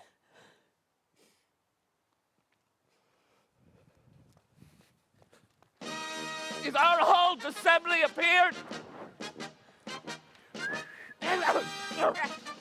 Oh, a stool and cushion for the Sexton. Oh, which be the malefactors? Oh, marry, sir, that am I and my partner here. Nay, that's certain. We have the exculpation to examine. Well, which are the people that are brought forth to be accused? Let them come before Master Constable. Yeah, let them come before me. Come hither, sirrah. What is your name, friend? Borachio. Write down Borachio. And yours, sirrah? I am a gentleman, sir, and my name is Conrad. Write down Master Gentleman Conrad. Masters! Do you serve God? Yea, sir, we hope. Write down that they hope they serve God. But write God first. For God defend, but God should come before such villains. Oh, masters, it is proved already that you are little more than false knaves and will go near to be thought so shortly. How answer ye for yourselves? Marry, sir, we say we are none. Oh, a marvelous witty fellow, I assure you, but I will go about with him. Come hither, sirrah, a word in your ear. Sir, I say to you, you are false knaves. I say to you, we are none. Oh, well, stand aside. They are both in an ale. Have you written down that they are none? Master Constable, you go not about the way to examine. You must call forth a watch. That are their accusers. Oh, Mary, that is the eftest way. Yeah. Let the watch come forth. Masters, I charge thee in the name of Prince John, accuse these men. That man, sir, said that Don John, the prince's brother, was a villain. Oh, write down Prince John a villain. What? That's flat perjury to call a prince's brother a villain. Master Constable. Prithee, fellow, peace. I do not like thy look, I promise thee. What else heard you him say? That he received 1,000 ducats of Don John. That's flat burglary as ever was committed. Yea, by mass that it is. Huh, what else, fellow? And that Count Claudio, on his word, intended to disgrace Hero in front of the entire assembly and not marry her. Oh, what Oh, else? villain! This is Thou will be condemned to everlasting redemption for this. Oh, anything else, sir? No, this is all. This is more masters than can be denied, for Prince John has this morning secretly stolen away, and Hero was in this very manner accused, and in this very manner refused, and upon the grief of it, she suddenly died. Master Constable, let these men be bound and brought to Leonato's. I will go before and show him the examination. Come. Let them be opinioned. Let them be in the hand. Off, coxcomb. God's my life! Where's the sexton? Let him write down the prince's officer a coxcomb. Oh, bind them, thou naughty varlet. Away! You're an ass. You're an ass. Dost thou not suspect my place? Dost thou not suspect my years? Oh, that he were here to write me down an ass. Yet, masters, remember that I am an ass, though it be not written down. Yet forget not that I am an ass. From now on, I will call you an ass. Oh, villain! Thou art full of piety and will be proved upon thee by good witness. I am a wise fellow, and which is more, an officer, and which is more a householder, and which is more as pretty a piece of flesh as any in Messina. And one that knows the law, go to, and a rich fellow enough, go to, and one that has had losses and had 2 gowns and everything handsome about him. Take them away. Oh, that I had been written down an ass!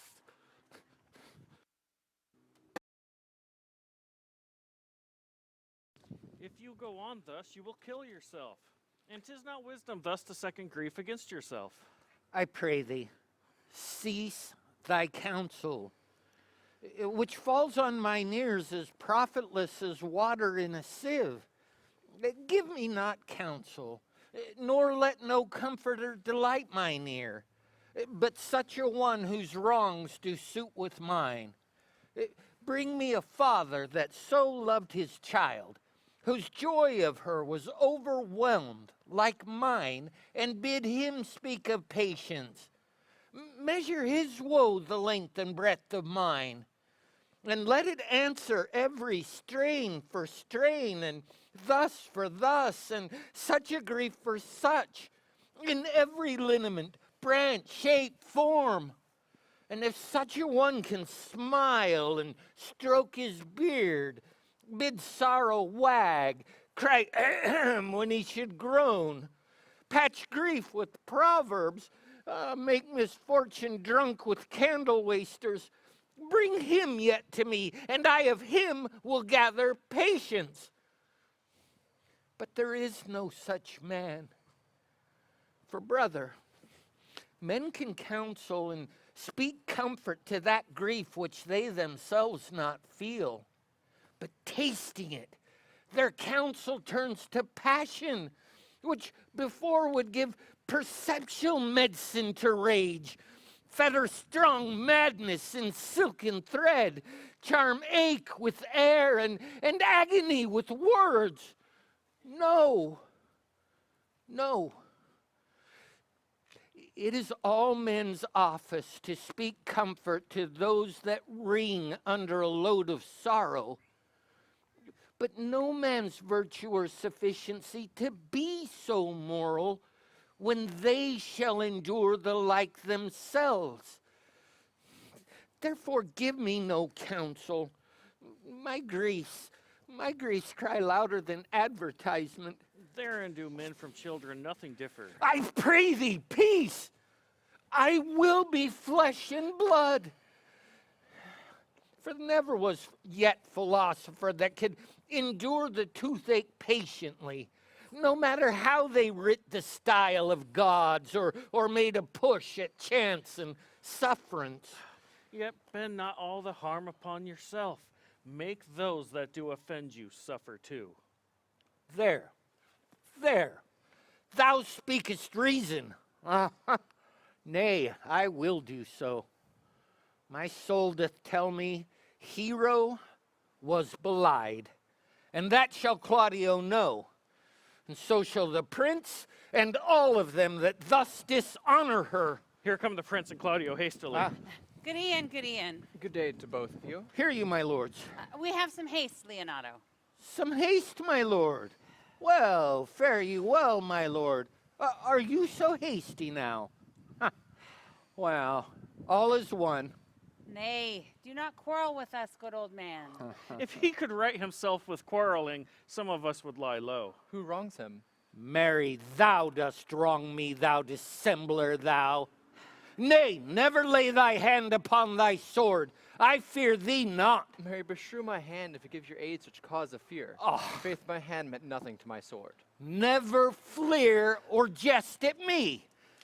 I speak not like a dotard, nor a fool, as under privilege of age to brag what I have done being young, or what would do were I not old. Oh, no, no, Claudio, to thy head. Thou hast so wronged my innocent child, and me, that I am forced to lay my reverence by, and with gray hairs and bruise of many days, do challenge thee to trial of a man. I say thou hast belied my innocent child. Thy slander has gone through and through her heart, and she lies buried with her ancestors. Oh, in a tomb where never scandal slept, save this of hers, framed by thy villainy. My villainy? Oh, thine, Claudio. Thine, I say. You say not right, old man. My lord, my lord. My lord, I will prove it on his body if he dare. Despite his nice fence and active practice, his May of youth and bloom of lustihood. Ha! Away. I will not have to do with you. Canst thou so daff me? Thou hast killed my child. Oh, if thou killest me, boy, thou shalt kill a man. He shall kill two of us, and men indeed, but that's no matter. Let him kill one first. Win me and wear me. Let him answer me. Come, follow me, boy. Come, sir boy, come follow me. Sir boy, I'll whip you from your foining fence. Nay, as I am a gentleman, I will. Brother. Content yourself. God knows I loved my niece, and she is dead. Slandered to death by villains that dare as well answer a man indeed as I dare take a serpent by the tongue. Boys, apes, braggarts, jacks, milksops. Brother Anthony. Hold you content. What man, I know them, yeah, and what they weigh, even to the utmost scruple. Scrambling, out-facing, fashion-monging boys who lie and cog and flout, deprave and slander, go antically and show outward hideousness, and speak off half a dozen dangerous words how they might hurt their enemies if they durst, and this is all. But Brother Anthony. Come, do not you meddle. Let me deal in this. Gentlemen, both, we will not wake your patience. My heart is sorry for your daughter's death, but upon my honor, she was charged with nothing but what was true and very full of proof. My lord, my lord. I will not hear you. No? Come, brother, away. Oh, I will be heard. And shall, or some of us will smart for it.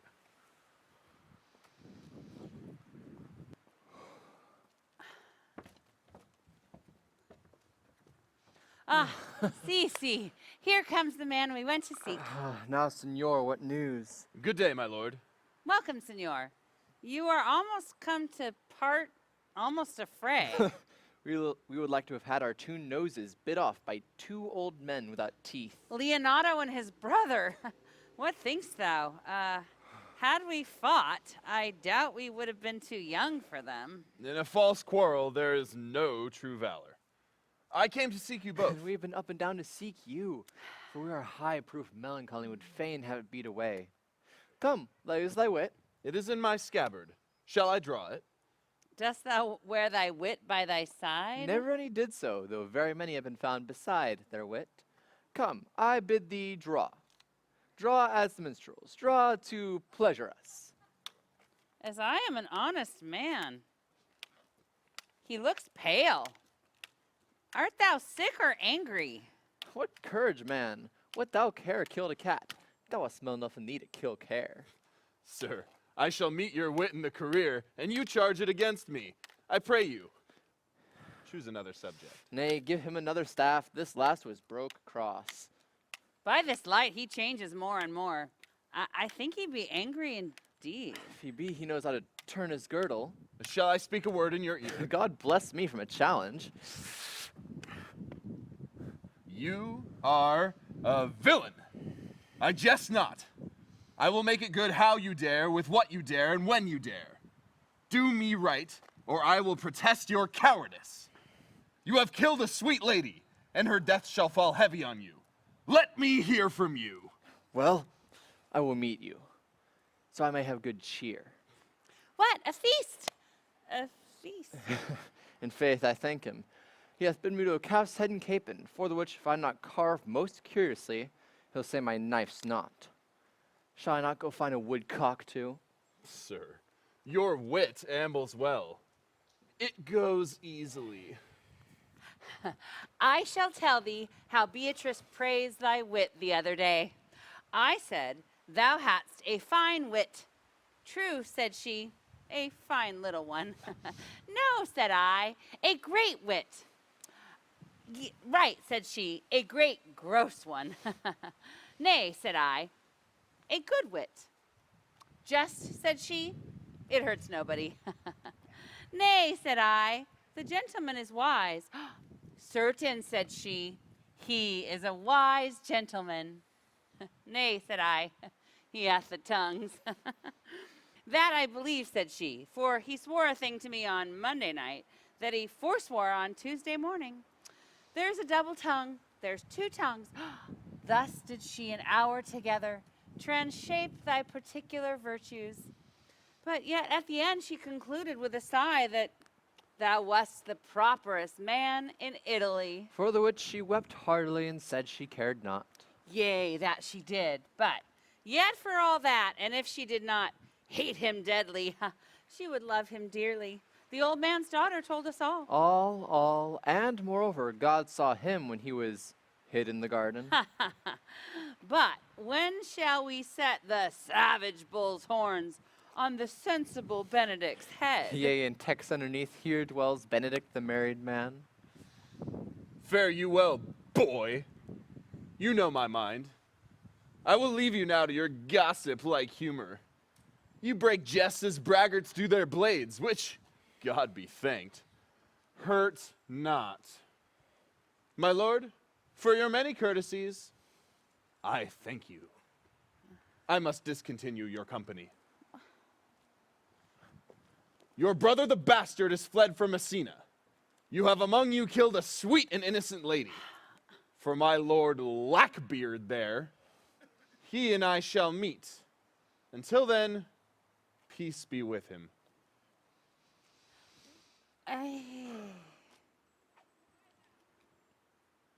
He is in earnest, Most profound, and I'll warrant you for the love of Beatrice. and hath challenged thee. Most sincerely. What a pretty thing a man is when he goes in his doublet and his hose and leaves off his wit. He's then a giant to an ape, but then is an ape a doctor to such a man. But soft you, let me be. Pluck up my heart and be sad. Did he not say my brother was fled? If justice cannot tame you, she'll ne'er weigh more reason in her balance. And you being a cursing hypocrite once, you must be looked to. How now? Two of my brother's men bound. Borachio one. Hearken after their offense, my lord. Officers, what offense have these men done? Oh, marry, sir, they have committed false report. Moreover, they have spoken untruths. Secondarily, they are slanderers. Sixth, and lastly, they have belied a lady. Thirdly, they have verified unjust things. And to conclude, they are lying knaves. First, I ask thee, what have they done? Thirdly, I ask thee, what's their offense? Sixth and lastly, why are they committed? And to conclude, what lay you to their charge? Rightly reasoned, and in his own division. But by my troth, there's one meaning well suited. Who have you offended, masters, that you are thus bound to your answer? This learned constable is too cunning to be understood. Who have you offended? Sweet prince, let me go no farther to my answer. Do you hear me? And let this count kill me. I've deceived even your very eyes. What your wisdoms could not discover, these shallow fools have brought to light, who in the night overheard me confessing to this man how your brother, Don John, incensed me to slander the lady hero. How you were brought into the orchard and saw me court Margaret in hero's garments. How you disgraced her when you should marry her. My villainy they have upon record, which I'd rather seal with my death than repeat over to my shame. The lady is dead upon mine and my master's false accusation. And briefly, I desire nothing but the reward of a villain. Runs not this speech like iron through your blood? I've drunk poison while he's uttered it. But did my brother set thee onto this? Yea, and paid me richly for the practice of it. He is composed and framed of treachery, and fled he is upon his villainy. Sweet hero, now thy image doth appear in the rare semblance I loved at first. Bring away the plaintiffs. By this time, our Sexton has reformed Signor Leonato of the matter. And masters, do not forget to specify when the time and place shall serve that I am an ass. Here come Master Senior Donatello and Sexton too. Which is the villain? Let me see his eyes, that when I note another one like him, I may avoid him. Which of these is he? If you would know your wronger, look on me. Art thou the slave that with thy breath has killed mine innocent child? Yea, even I alone. No, villain, not so. Thou beliest thyself. Here stand a pair of honorable men. A third is fled that had a hand in it. Well, I thank you, princes, for my daughter's death. Record it with your high and worthy deeds. 'Twas bravely done if you bethinks you of it. I know not how to pray your patience, but I must speak. Choose your revenge yourself. Impose me to what penance your invention can lay on my sin, yet sinned I not, but in mistaking. By my soul, nor I. And yet to satisfy this good old man, I would bend under any heavy weight that he'll enjoin me to. I cannot bid you bid my daughter live. That were impossible. But I pray you both, possess the people in Messina here how innocent she died. And if your love can labor aught in sad invention, hang her an epitaph upon her tomb. Sing it to her bones. Sing it tonight. Tomorrow morning come you to my house. And since you could not be my son-in-law, be yet my nephew. My brother has a daughter almost a copy of my child that's dead, and she alone is heir to both of us. Give her the right you should have given her cousin, and so dies my revenge. Noble sir, your of a kindness doth wring tears for me. I do embrace your offer, and henceforth dispose of poor Claudio. Tomorrow morning, then, I expect your coming. Tonight I take my leave.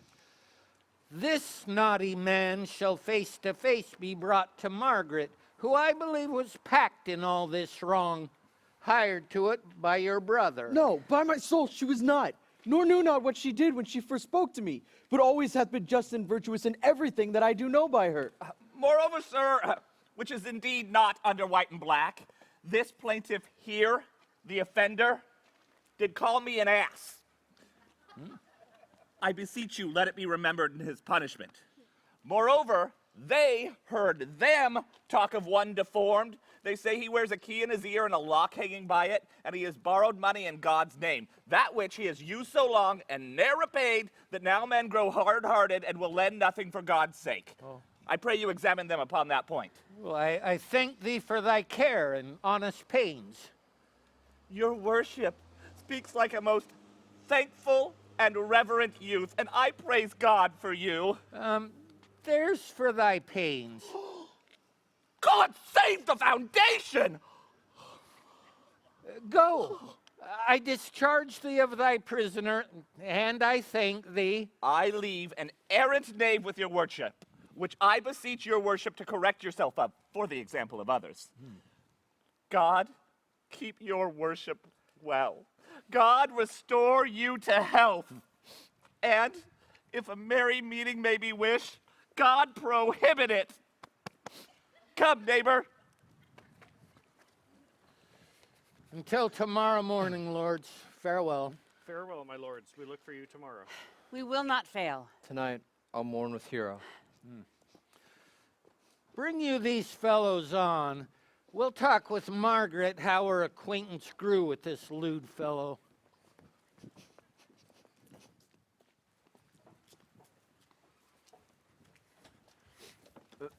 Pray thee, sweet Mistress Margaret, deserve well at my hands by helping me to the speech of Beatrice. Will you then write me a sonnet in praise of my beauty? In so high a style, Margaret, that no man living shall come over it. For in most comely truth thou deservest it. To have no man come over me, why shall I always keep below stairs? Thy wit is as quick as the greyhound's mouth.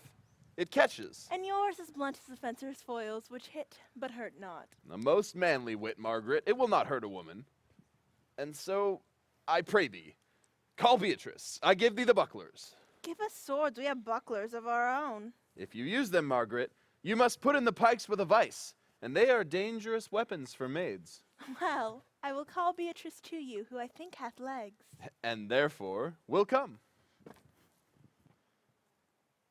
The God of love that sits above and knows me,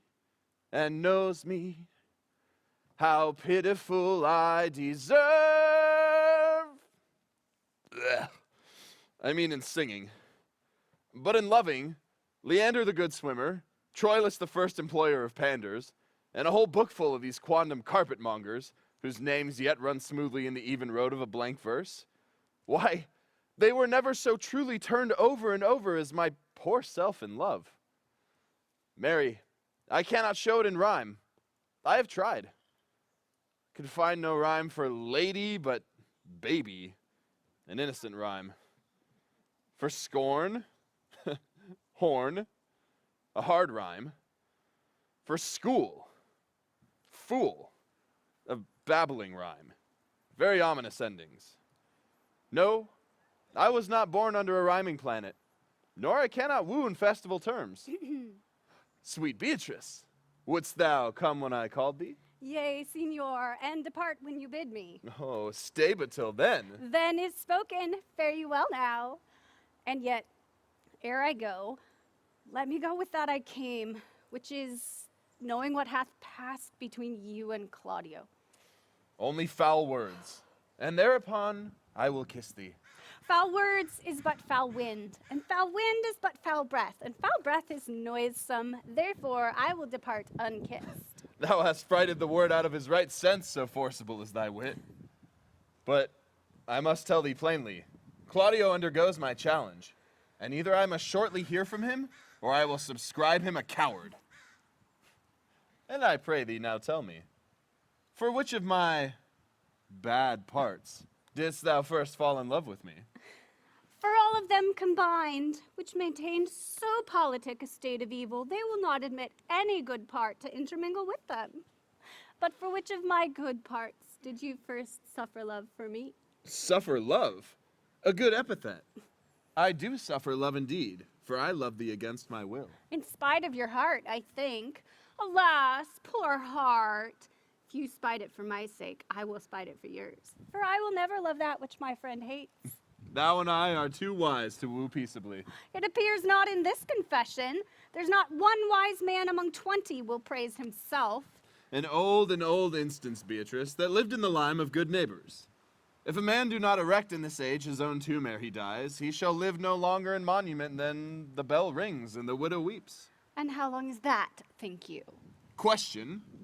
Why, an hour in clamor and a quarter in room. Therefore, it is most expedient for the wise if Don Worm, his conscience, finds no impediment to the contrary to be the trumpet of his own virtues, as I am to myself.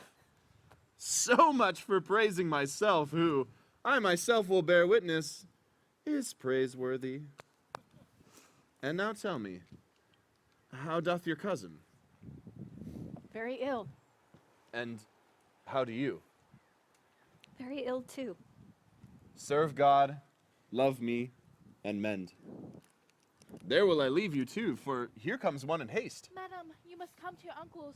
Yonder's old Chloe at home. It is proved that my lady hero has been falsely accused, and the prince and Claudio mightily abused. And Don John is the author of it all, who is fled and gone. Will you come presently? Will you go hear this news, Signor? I will live in thy heart, die in thy lap, and be buried in thy eyes. And moreover, I will go with thee to thy uncle's. Is this the monument of Leonato? It is, my lord. Done to death by slanderous tongues is the hero that here lies. Death and guerdon of her wrongs gives her fame which never dies. So the life that died with shame lives in death with glorious fame. Hang thou there upon the tomb, praising her when I am dumb. And a music sound, and sing your solemn hymn.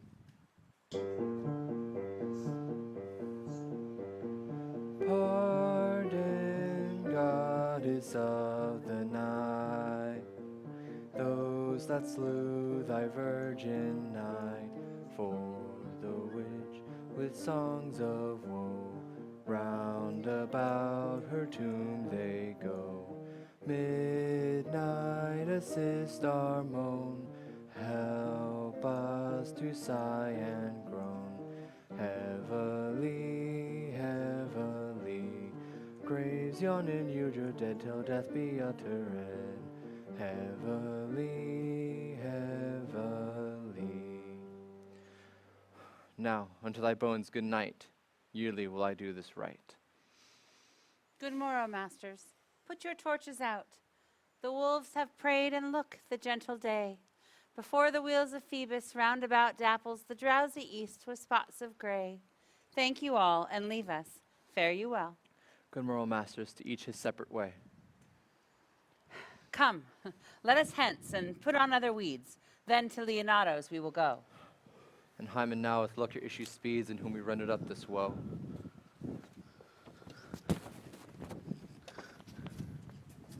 Did I not tell you she was innocent? So are the prince and Claudio, who accused her upon the air you heard debated. But Margaret was in some fault for this, although against her will, as it appears in the true course of all the question. Well, I am glad that all things sort so well. And so am I, being else by faith and forced to call young Claudio to a reckoning for it. Daughter, and you gentlewomen all, withdrawn to a chamber by yourselves, and when I send for you, come hither masked. The prince and Claudio promised by this hour to visit me. And you know your office, brother. You must be father to your brother's daughter and give her to young Claudio. Which I will do with confirmed countenance.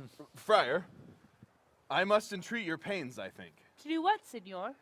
To bind me or undo me, one of them.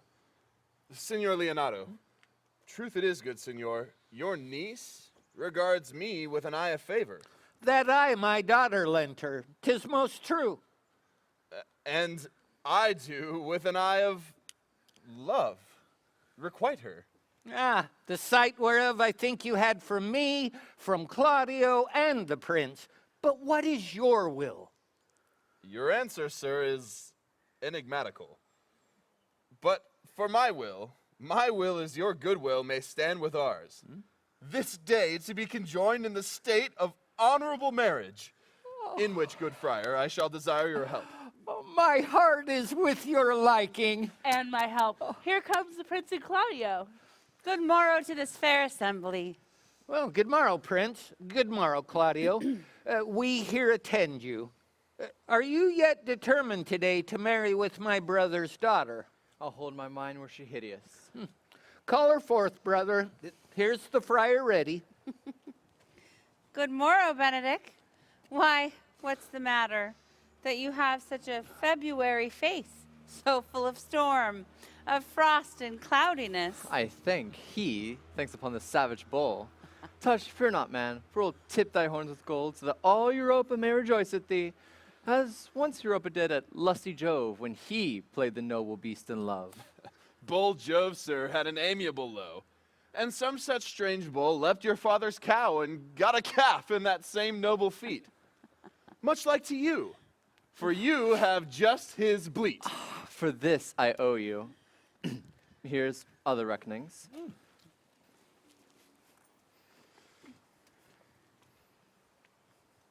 Which is the lady I must seize upon? This same is she, and I do give you her. Sweet, let me see your face. No. That you shall not.